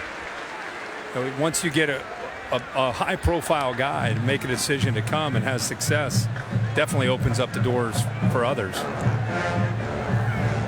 was a nice throw from the one sideline, or one hash, the far hash, all the way to the sideline. And then Higgins showing what he can do after the catch. And that's the thing. When you have guys like T. Higgins, you don't have to always go downfield. Throw him something short. Don't make a guy miss. Yeah. And make it a big play when it wasn't the call. Pretty even game outside of the turnover. Yeah. Yeah, it has been. See if we can put a drive together here. Nagata with that catch, another first down. The great thing about this day too is I love splitting the staff and creating different responsibilities for guys, and giving other guys opportunities to call plays or call the defense. We got him. Nice play. T. Higgins brought down by Nolan Turner. Another orange. Put it in that hole there between the corner and the safety. Good job hanging on. Good hit by Nolan. Yep. We got dash. All right. Got a little zone read here. A little zone read. 85 is gonna dash here. All right. Give it. There you go. Good. Almost took it. Yeah, that's about a 6-yard gain. Number 23, Lynn J. Dixon. Plenty of time. Yep. KJ Henry What with they the got? tackle. They got one left. They got one left. All right. They got to come away with. We got to come away with points here.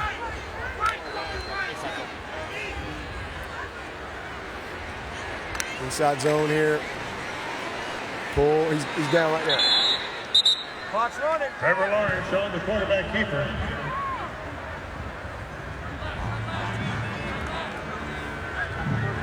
First down. Go! You gotta go, Trevor! You gotta go! Boot? Boot. No. All right. What is it? Go, boot. Oh. Is that not a hold?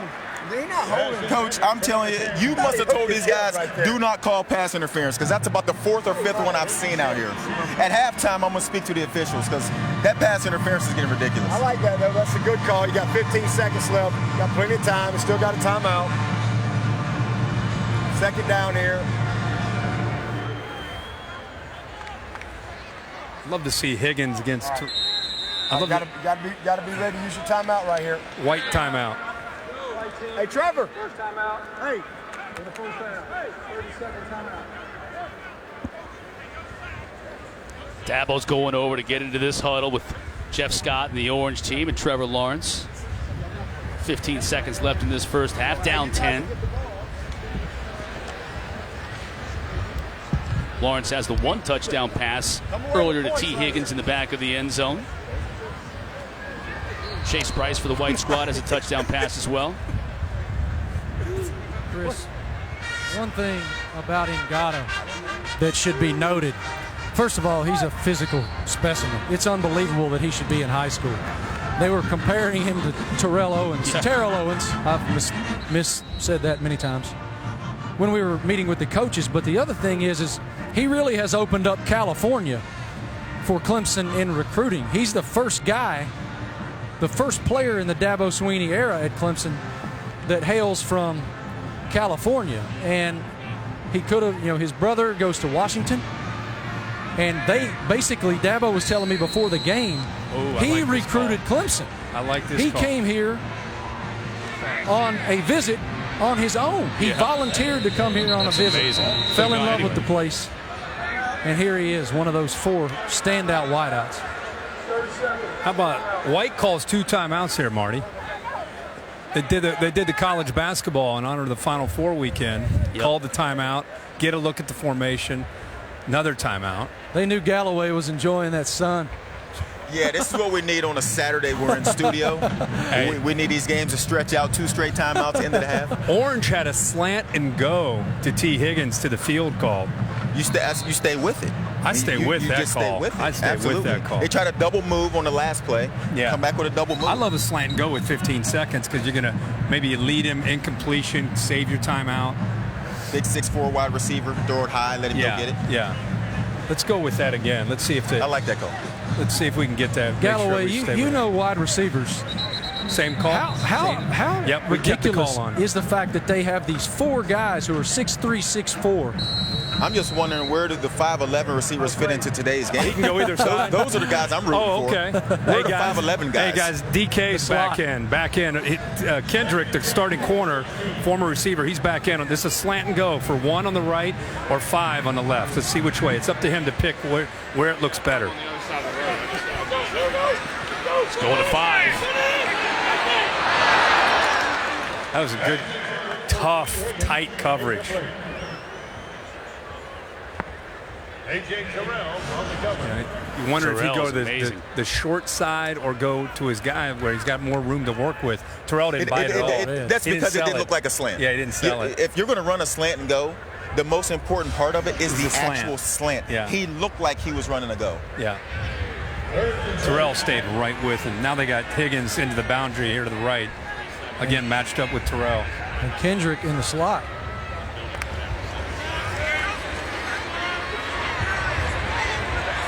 Got to throw that away.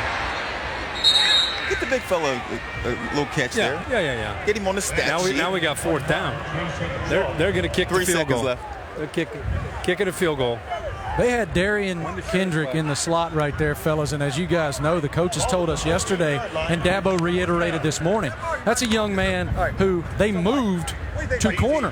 He's a really good wideout, but they think he could be an elite corner and potentially a first-round draft pick at corner. He's a young man who just said, Coach, you put me in anywhere. Linebacker, I don't care. I just want to be on the field. That's big points, but you got to feel good. 10-17 going to halftime. We'll take that. Come out second half, play some good football. So you came all the way from L.A. to be the head coach of the white team today, and you got to leave, but you know there's nothing less important than the score at halftime, right? Oh, yeah, for sure. I heard that, for 4 years?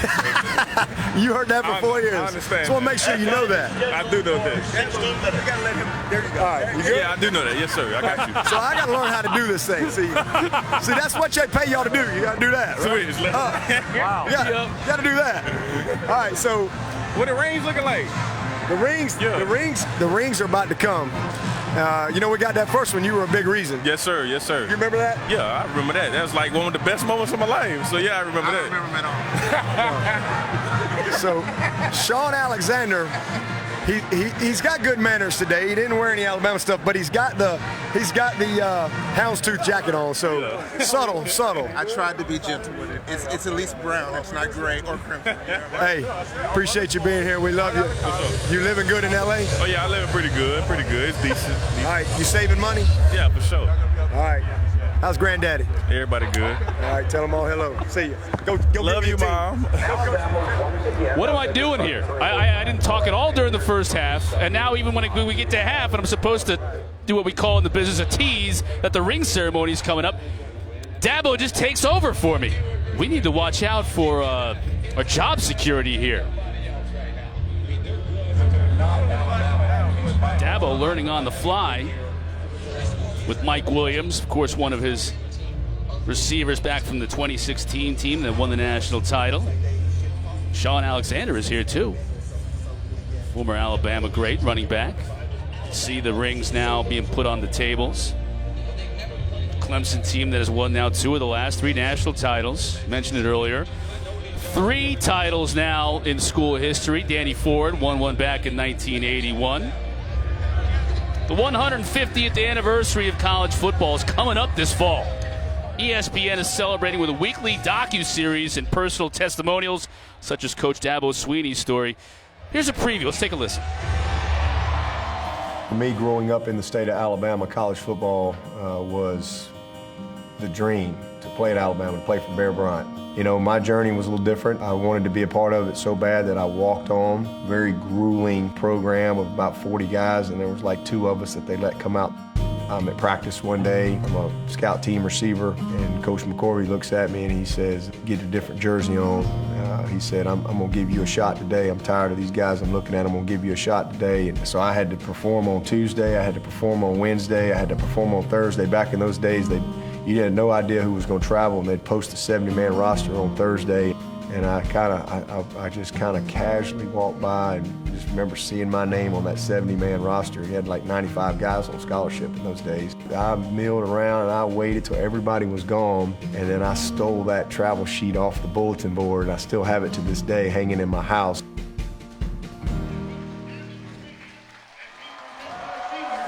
Many great stories coming this fall. And don't forget the college football 150 kickoff game on August 24th. That's Florida and Miami on ESPN. Let's send it down to Dabo in the ring ceremony. Come on up. Let me have both teams, orange team, white team. Come on up here with your seniors. Y'all come on up.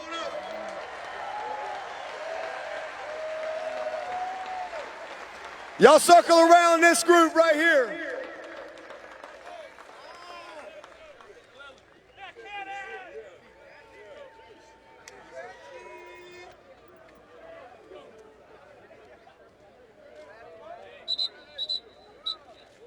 All right, y'all listen up right here. This is an opportunity to celebrate a great moment with the Clemson family. We appreciate all this family, all of our fans. I was just telling the team earlier today, man, don't ever take it for granted what a privilege it is to be able to play college football at a place like Clemson with a group of fans that show up to show their support and their love every single week, even the spring game.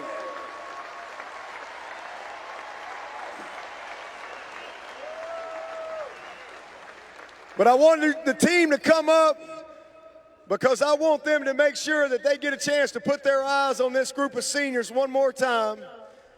This is a group that won 55 games in 4 years, most in college football history.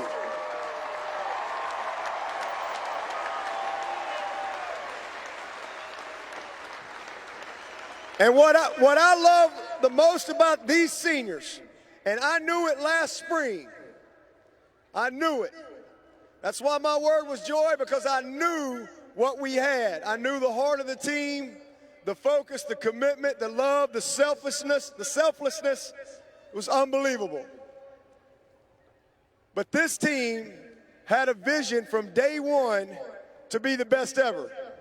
They had the guts to dream big, and more importantly, they had the commitment to put the work in. They're getting ready to get their rings, and our motto all year was they don't put championship rings on smooth hands. You got to be willing to put the work in. And it is a lot of work. Championships are won when the stands are empty. It's the unseen grind. And this group right here was unbelievable. And I want this team to look at them as they open their rings and celebrate with them here in just a second and be reminded of the greatness of this class, because it was special. There was a lot of talk all year about best ever, but Clemson was never in the conversation. But it was all over. It was a drop the mic, open your rings moment.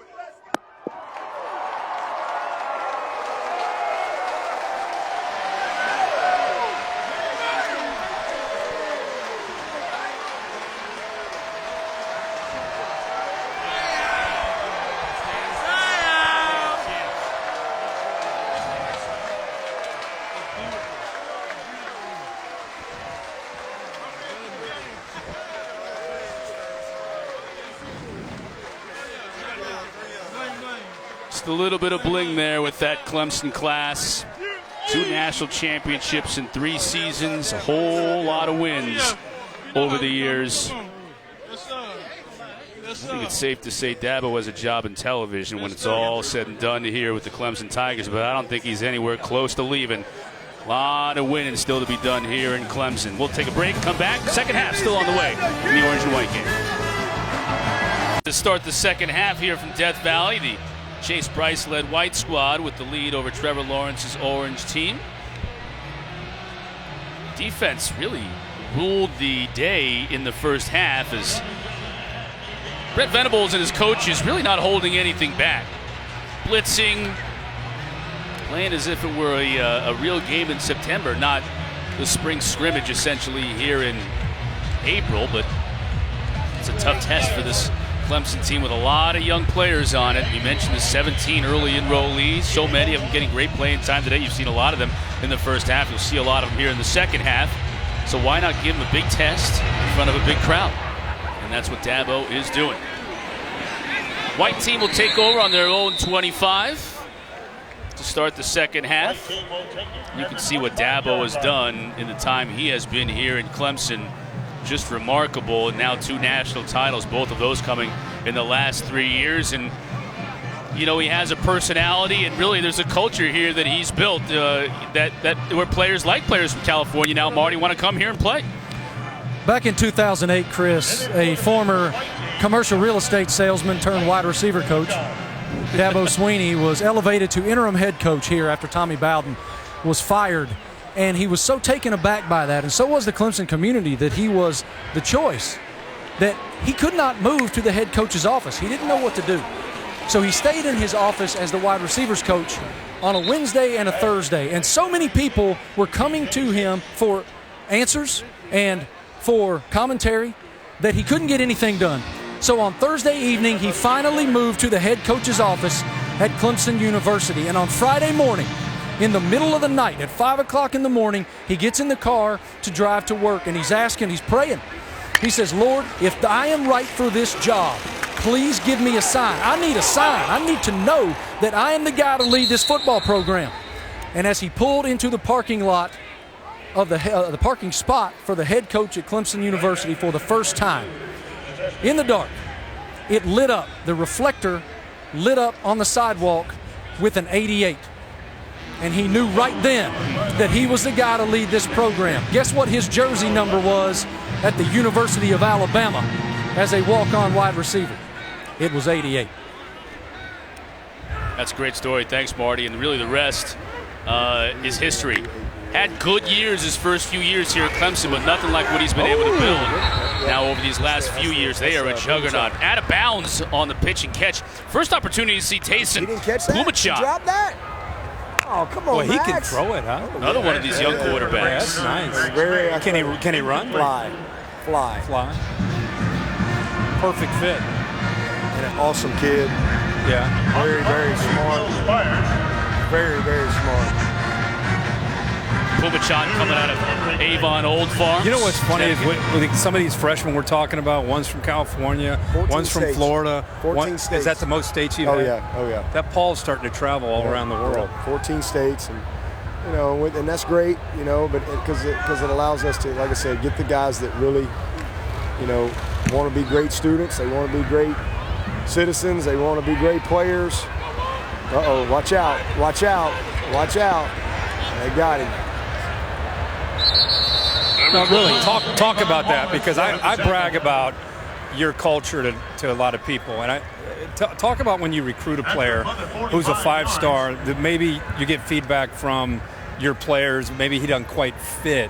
Talk about how important it is to fit, not just guy runs a 4.4, we got to have him, but he doesn't fit the personality of the team. Well, you know, I'm not looking for good players. I'm looking for good people.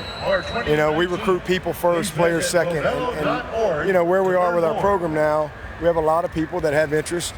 And, you know, we don't want to just sign good players. We want to sign young people of excellence, you know, and there's no perfect people. You're dealing with young people, but you know, don't look away from red flags. And so I challenge the staff, you know, to be patient, to be slow, and we probably offer fewer people than anybody early. There's no freshman, sophomore offers unless it comes from me, because I want to know them. I want to know who they are.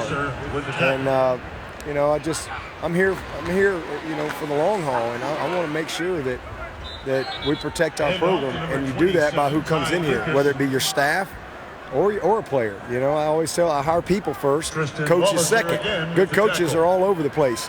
Good coaches who love the player and are passionate about impacting young people's lives, well, then the pool gets smaller. And it's the same thing from players. You know, there's a lot of good players, but good players that want discipline, that want structure, that want family, that want to be held accountable, that don't want to be challenged and grown and told the truth, and that pool gets smaller. Mm-hmm. And I want guys that really value education and the whole collegiate experience. So this isn't for everybody, and I understand that.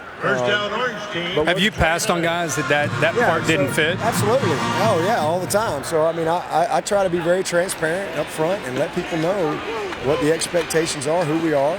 Because I don't want anybody to get here and then go, well, dang, You know, they're serious. You know, because it's so much more than football here, and we we build our program through high school players. So we have to be right, and you got to evaluate well, and then you have to develop well. Right. And we've never signed the #1 recruiting class, and we may never sign the #1 recruiting class. But, we've been pretty good on the field. Yeah. And this is Ben Batson right here. It's Coach Batson's son. Okay. He can really run and a good player. He'll be a redshirt freshman. Excited about him. So, I just think the biggest thing is just be transparent, and then people can, if they want to be a part of that, they know what they're getting into. And so that's the cool thing for me is, there's kids all the way from California to Louisiana to Texas to wherever to Connecticut that really want that, and they sense that here, and you got to be selfless here because you can only put 11 guys out on the field. Is that the toughest part, you think, or for kids? I think if you really understand team and together, everyone accomplishes more, and you articulate that. Because my whole thing is I'm going to play everybody that deserves to play. We led the nation last year in players per game. We played 72.4 players a game to lead the country. That's awesome. And so our guys know. Justin Ross didn't start a single game. Right. But he had 1,000 yards. Right. So if you deserve to play, you're going to play, but you got to earn it, and that's our whole thing here. Is the best player's going to play, and you get what you earn, and we're going to be a family as we do it, and that's what's cool when you see a guy like Travion Thompson, Albert Huggins, guys who could have left and started for 100. These guys are getting ready to be drafted, right? But they stayed here and they support their teammates. And even though you may not run out there first, right, just play well. Absolutely. And understand that this is a place that you got a chance to get better. And then these guys have bought into that. So okay, yeah, you might can go here and play more, but you're not going to be challenged daily in practice like you're going to be challenged, and then. They're heading to break. Yeah, and then focus on 30 plays, play well. Right. 20 plays, play well. 10 plays, play well. That's what matters. It's awesome. Much more from Dabo when we come back. Still got almost an entire second half left to play here. White on top by 7. 10.5 minutes left to go here in the third quarter. Welcome back to the Clemson spring game. I have caught up with Austin Bryant, one of the many stellar defensive linemen for the Clemson Tigers, preparing for the NFL draft. First, we got to talk about this NBA Jam, T. Right. Got Zoe, got Dale. Where'd you get that? Man, I went up to the Charlotte Hornets game a few days ago. They were giving it to us as we walked in the arena. It was free. It looked good, so I said, why not rock it tonight at the free? That's a giveaway at the game? $3.99. $3.99, man. That's amazing. It's amazing. When I go to the game, they don't give me anything. What's the draft process been like for you, Austin? It's been good. It's been different, being that I tore my pec during the season, so I wasn't able to work out at the combine and at pro day. But just doing a bunch of interviews, a bunch of medical tests, and teams just checking out my arm, making sure it's fine. But rehab's been good, and I've been blessed to be around some great people these last couple months. It's been a different process because you don't get to choose them; they get to choose you. So it's been different, but it's been a blessing. I remember the Orange Bowl back when you guys played played Oklahoma. Right. That was a big day for you. Shaq Lawson was out with an injury, and you stepped right in and have a tremendous game. That was a real indicator of the depth that was being built at defensive line here. What do you remember about that night? Man, it was scary for me, to be honest with you. I'm a wide-eyed freshman. Our All-American DN goes down, and now it's on me. And luckily I had some great coaches, great teammates around me that had prepared me all year for the moment. And Coach Sweeney always preaches, man, next man up. And I was ready. And that's kind of when, I came onto the scene and people realized, hey, that dude might be a good player. Cleveland told me earlier that you guys had a mission to be the best group that ever came through here. Definitely. How would you describe the impact you guys had as a unit? Oh, man, I think the impact that we leave as people is what's going to be remembered way more than what we did on the field because, the next couple of years, people are going to forget, who Cleveland Farrell was, who Austin Bryant was, who Christian and Dexter were. But they'll never forget, the people that we were and how we made them feel. And I think that's what's most memorable is, what we're able to do off the field is so much as what we're able to do on the field. I appreciate your time, but I think that you're wrong. They're going to remember who Cleveland Farrell was and Christian Wilkins was and Austin Bryant was and Dexter Lawrence was. Thank you. Yeah, Enjoy the draft, man. Sure. Congratulations. I appreciate you guys. Thank you. Right, thank you, gentlemen. And don't forget about the NFL Draft this year on ESPN for the 40th straight year, and on ABC for the first year. The ESPN broadcast, that's our traditional one, our College Game Day ABC coverage and a celebration of graduating folks to the NFL. It all comes to you from Nashville, April 25th to the 27th. And all those 3 days are streaming live on the ESPN app, so you can see it wherever you are. As you can this game, too, if you've got to go out and run some errands. Just check us out on the app. Pumachan with the pass incomplete. This young man right here coming out of Connecticut. Pass intended for number 87. An early enrollee, so an opportunity for him to get some playing time here on this field in front of this crowd. Now, he didn't take off running, but you could see the athleticism inside the pocket, how quick his feet were, how quickly he slid side to side to find a throwing lane. This is a terrific athlete. The coaches raved about him yesterday, but now we're getting to see it. Man, he looks like a young Randall Cunningham. They told us in those meetings that he runs like Cam Newton and is faster than Deshaun Watson. Watch that ball jump off his hand. Oh, stiff arm. He can sling it. I know that. Must be nice to have a guy like Justin Ross on the receiving end, too.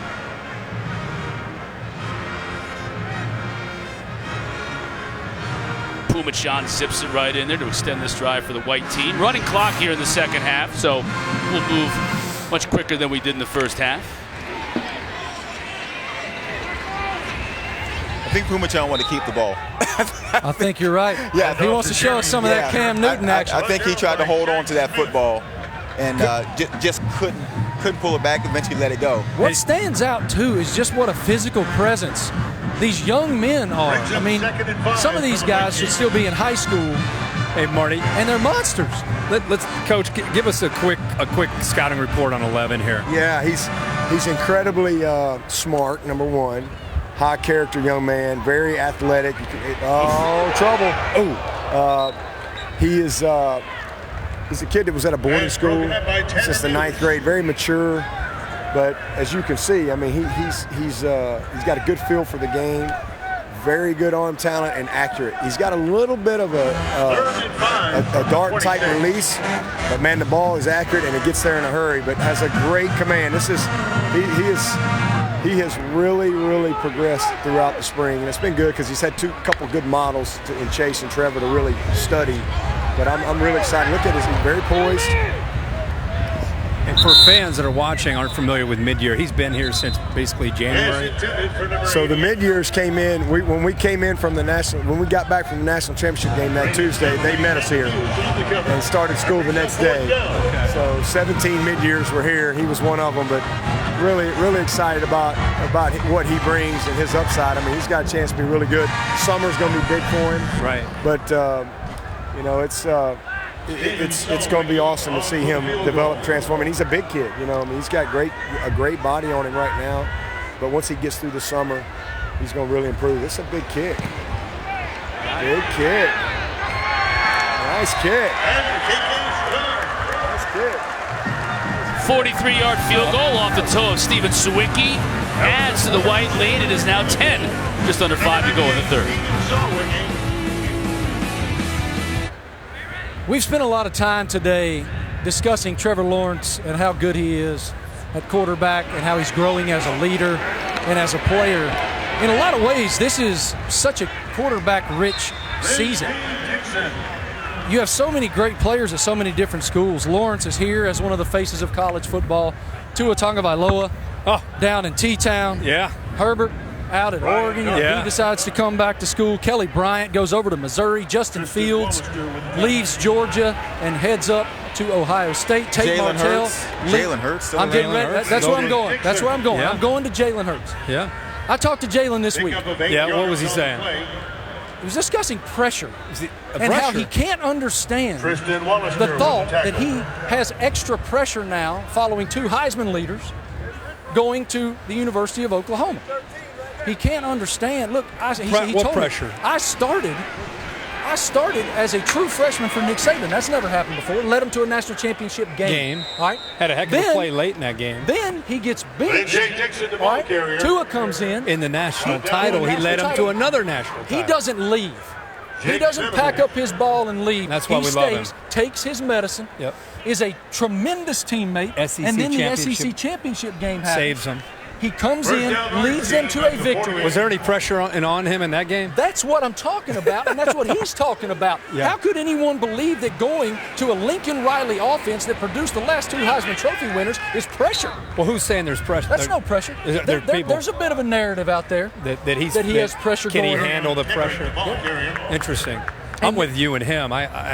Pressure is the last thing you got to worry about with that guy. When he called me, I mean, he's flatline. He, as a true freshman, leading Alabama all the way to that national title game that they ended up losing to Clemson, he was a flatliner emotionally. That's what we used to brag about him. Is like he would make a play and just kind of Joe Montana back to the huddle. So I think pressure is the last. Reading coverage and working and his progressions. That's the part I can't wait to see in Lincoln Riley's offense. But even last year, you could see when he did get playing time that he had progressed quite a bit as a passer within the Alabama offense, and now he gets to work. Now he's going to do Lincoln. it. Lincoln. Now he's going to do it for 12 or 13 games. But you bring up a good point about the quarterbacks in general. This is going to be the year of quarterbacks. You're right about that. There's so much talent all around the country, and so many quality leaders and young men behind center this year. It's going to be so fun to watch. Lord, I need to get out of the way. Big boys running at us.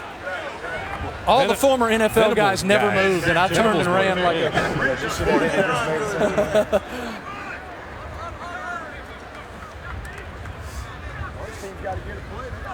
You know, guys, while we got this running clock here in the third quarter, got a 4th down for Ben Batson in this orange squad. You know, it was interesting talking to all these coaches, both Dabo and the assistants and Jeff Scott, asking them, they're coming off such a great year last year, what do you have to work on? And their answers were, you know, we need to be better on 3rd and 6+ yards. And I thought, seriously? Like, that's how far you have to drill down to find ways to be better, considering how good they were last year, but there are always ways to improve.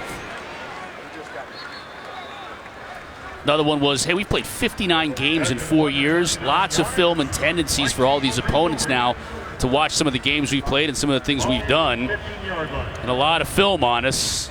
So we got to continually evolve, continually mix things up so people don't know our tendencies.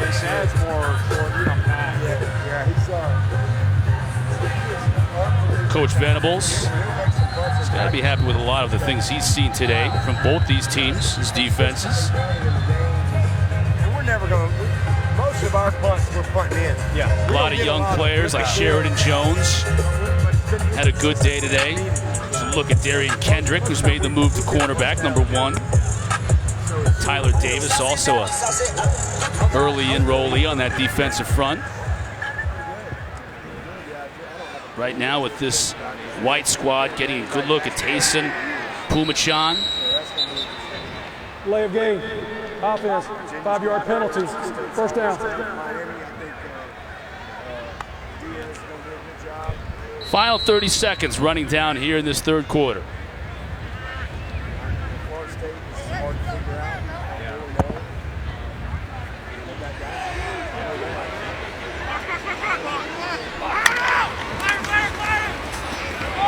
Big hole on the left side for Darian Venture.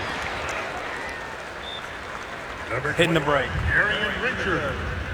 Final seconds ticking down here in the third quarter on a sun-splashed field at Death Valley. Beautiful day and a great day for college football fans here upstate.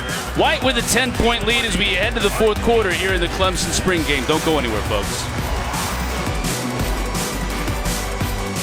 Will not forget the grandest entrance in sports.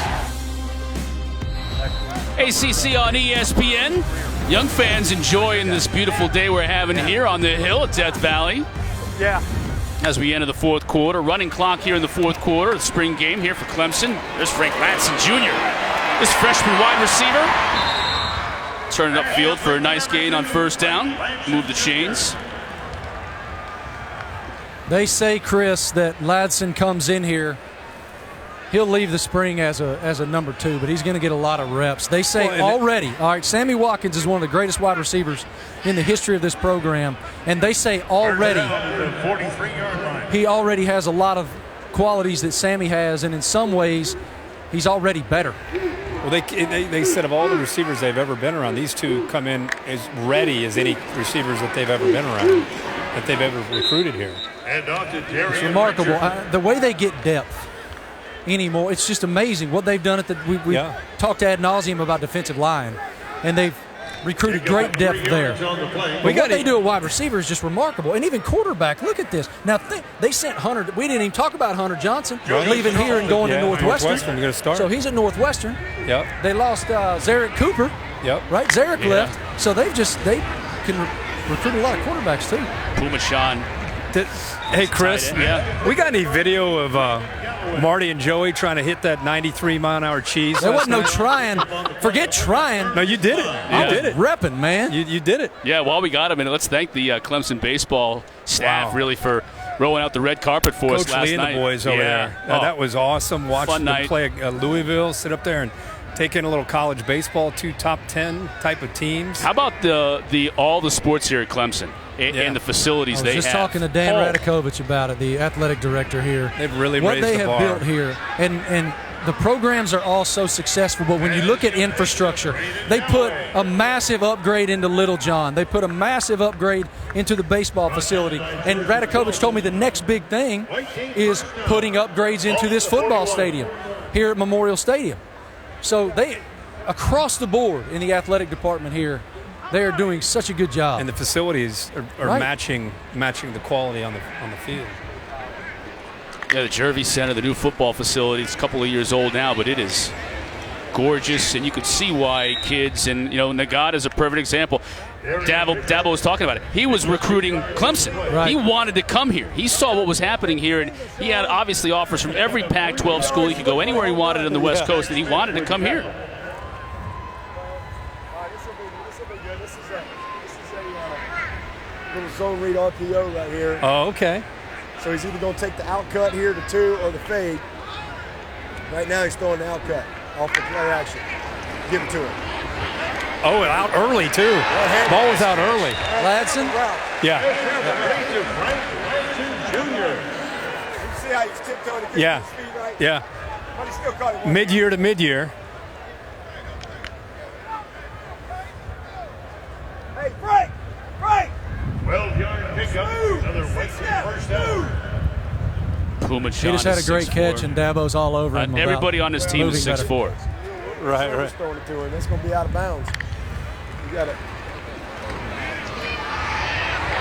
Nice couple of moves in the hole that time. Sylvester Mayer. White team trying to drop the hammer here. Well, it's a read, and it's a speed cut, and he ran it kind of like a square out. And the ball's coming out. You'll never see the ball in the quarterback's hands on a route like that. Hammer. And so he doesn't clean that up. That's why he had to make a great one-handed catch. But you're not going to make a living doing that very often.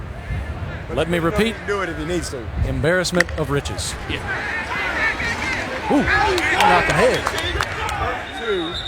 32 is one of our mid-years. Really excited about him. That's Enosa Rubin. He's from Missouri. He's had a good spring, but we've had all these guys that just got here that's been just getting thrown out there, and it's been awesome because they're just getting better. And for them to get the game experience with the crowd and all that, that's going to really pay dividends for them come August. What is the impact of that, to be able to come out here and see 50,000 people in a live spring game like this and actually feel that atmosphere? Yeah, well, it's huge because, first of all, very few schools will have a crowd like this show up on the spring game. But in college football, the only level of football that doesn't get a scrimmage against somebody else, preseason game, jamboree, NFL even goes and has preseason games for a reason. Because you want to try to get them in. You can't simulate that in practice. So this gives us at least once before we actually get to the season that we can create that feeling, those butterflies, that it's a different game when the adrenaline is flowing in game mode. He's down right there. So it's awesome. This will be huge for those 17 mid-years to have that experience in their head, running down the hill in front of a crowd and so forth, and to kind of check that box. And so when they do it August 29th, they've already got an understanding. Even though it'll be different, it still gives them something to grow with. Bring in Sean real quick. Sean Alexander, former Alabama. Were you an All-American at Alabama? I was. All right, former Alabama All-American, led the NFL in rushing, 2,000-yard rushing. Yep, MVP 2005. You did okay for yourself, Sean. It was okay. It was good. It was a good run. It was a good run. So Sean's here on behalf of the Football Writers Association, and they have developed an award now for outstanding freshman players. And the outstanding freshman player in the 2018 season was Clemson quarterback Trevor Lawrence. Sean, what was it you guys saw in Trevor that allowed you to give him this? You know, we wanted to have 4 characteristics. Let's not get hit. Yeah. Let's not. But I saw you run earlier. But the freshman Football Writers Association decided to put the freshman All-American team together, and they said, Sean, we're going to name the freshman player after you, and it's really simple: amazing talent, great character, somebody being an ambassador to their school, and that we know that they have the stuff in them to be a legend in the NFL, and so. Those are all part of who they are now and what they can be in the future.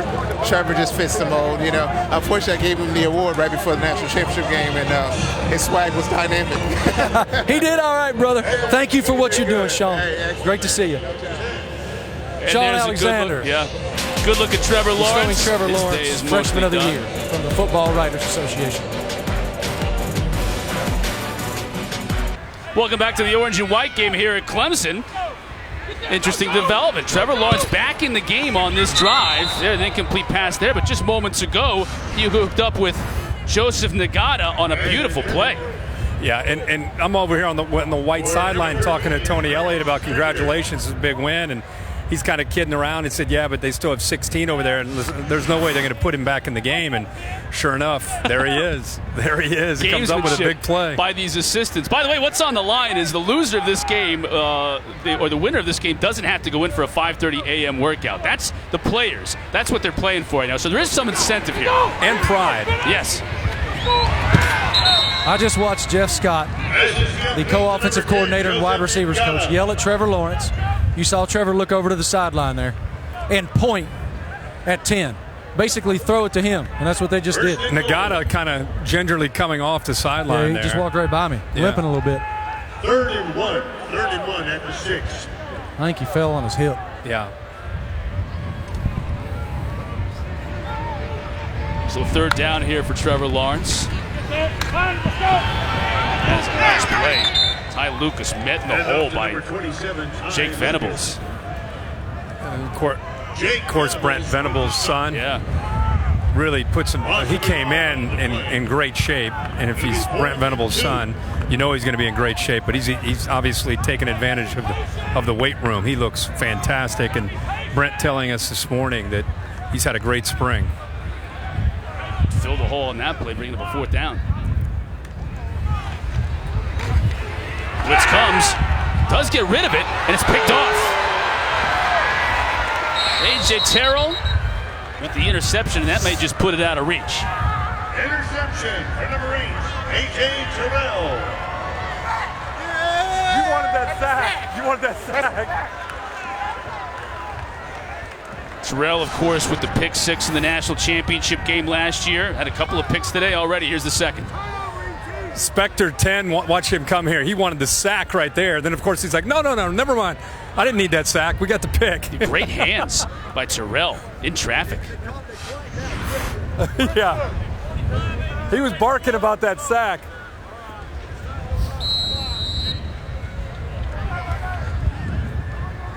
White team takes over at the 21-yard line. So another good chance to see Tayson Pumachan, this true freshman out of Connecticut.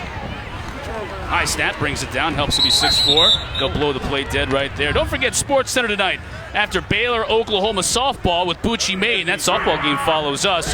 They'll have the college game day crew break down the Final Four, reactions from players and coaches, plus a look ahead to the national championship game on Monday night, and all the highlights from this game coming up. Sports Center, 10 o'clock Eastern on ESPN and on the ESPN app.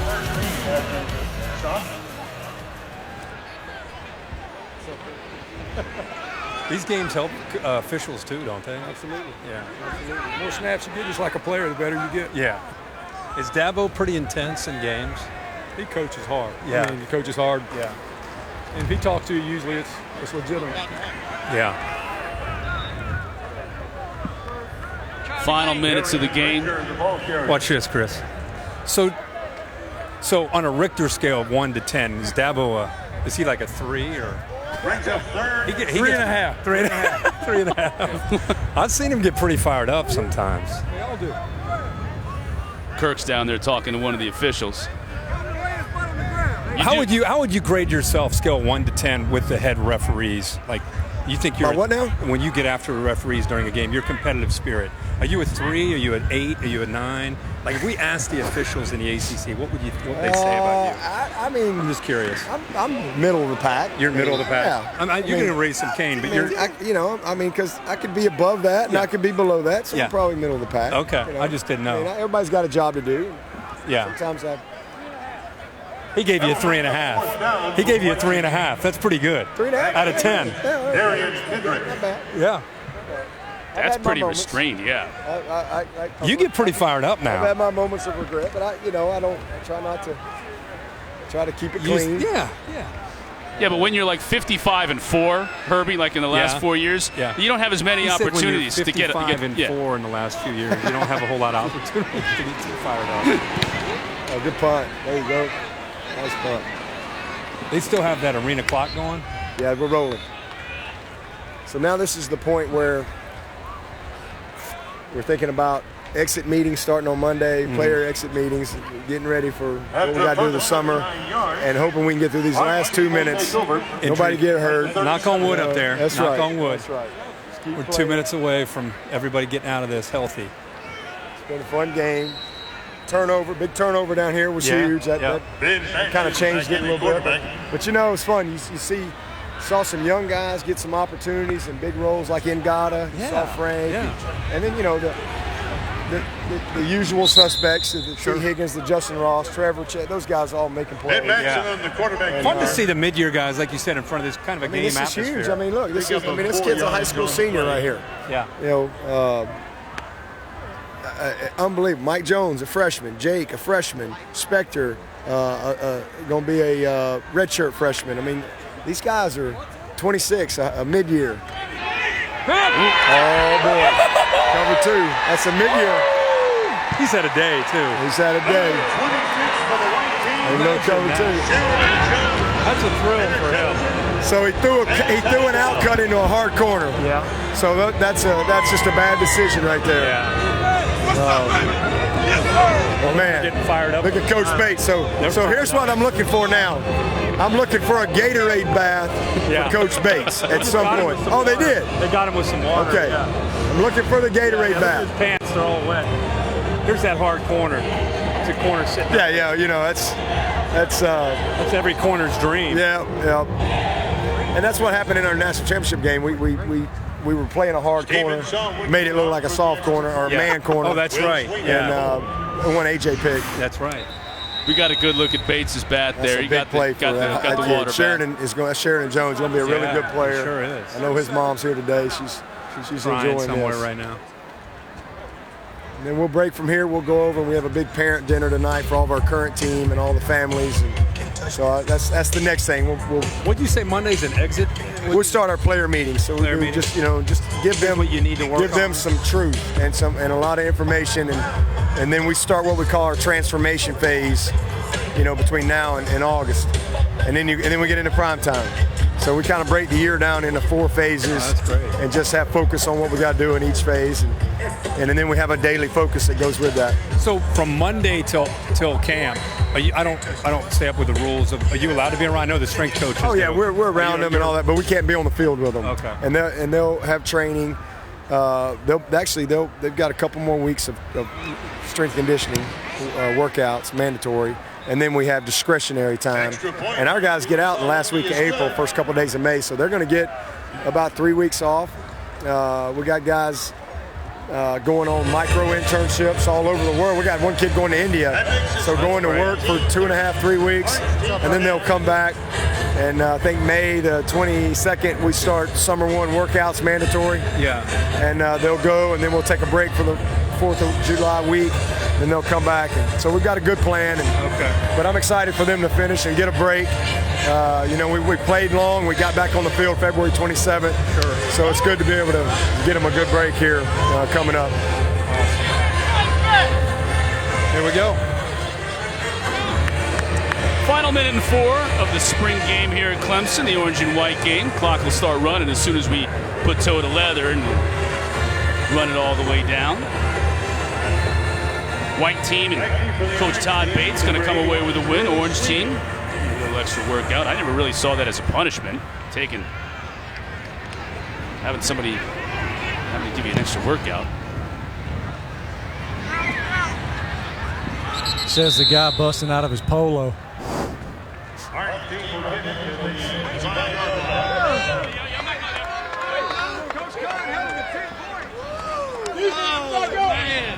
Coach, a winner all the way to the end, over to the winning squad.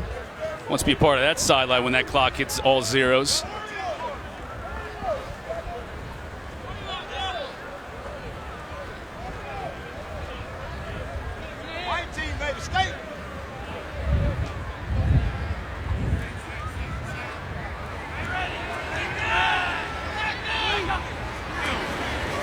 Couple of minutes left to go on our broadcast here. Just, Marty, give me final thoughts as you watch this team now. Last couple of snaps coming out of this spring, defending national champs as we look forward to 2019. Brought down by Mario Goodrich. Throw up Clemson's schedule. Don't forget Clemson, first game on the ACC Network, Thursday night game against Georgia Tech right here at Death Valley. Hey, Chris, I'll give you my quick thought. What do you thought? What do you think? My quick thought is obviously an abundance of talent. Got a quarterback, wide receiver, running back. They're going to score a lot of points. It's obvious. Key to me is the difference between winning 11 and 12 and trying to make another run into the playoff is can they replace the leadership of Christian Wilkins and Farrell and Bryant and so many great players, Joseph, and that you won't know until they get out there and start playing games because they have the physical ability. And they're gonna be probably more talented than most teams they play. But what's made them special over these last few years is kind of the leadership. Well, we saw a lot of that talent on display today, that is for sure. White team with a 30-10 win over the orange squad as those still in attendance here at Death Valley spill onto the field. How you guys doing?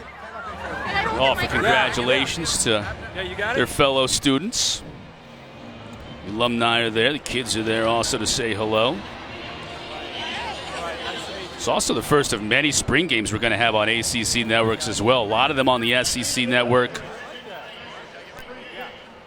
All the SEC spring games. Already had Vanderbilt has played already. Several coming up here over the next few weeks. I'll be at Kentucky next Friday night. We got a Friday night game in Lexington. I'll be out there with Stinchcomb and Tom Luganbill will be with me. Got Alabama next week, so we'll get a chance to see another very talented squad as they might have a little anger in their eyes after the way their season ended last year. A lot of focus coming into this season. It's going to wrap it up for us here in the orange and white spring game. Coming up next, we got college softball coming your way. UCLA at Arizona State as they play the alma mater here for Clemson in Death Valley. I want to thank you for watching. We had a lot of fun here today and got to see a lot of these young players. Yeah, Coach Sweeney, Sean Alexander helping him out with the microphone. On behalf of Kirk Herbstreit, Joey Galloway, Marty Smith, and our entire crew, I'm Chris Cotter. Goodbye from Clemson.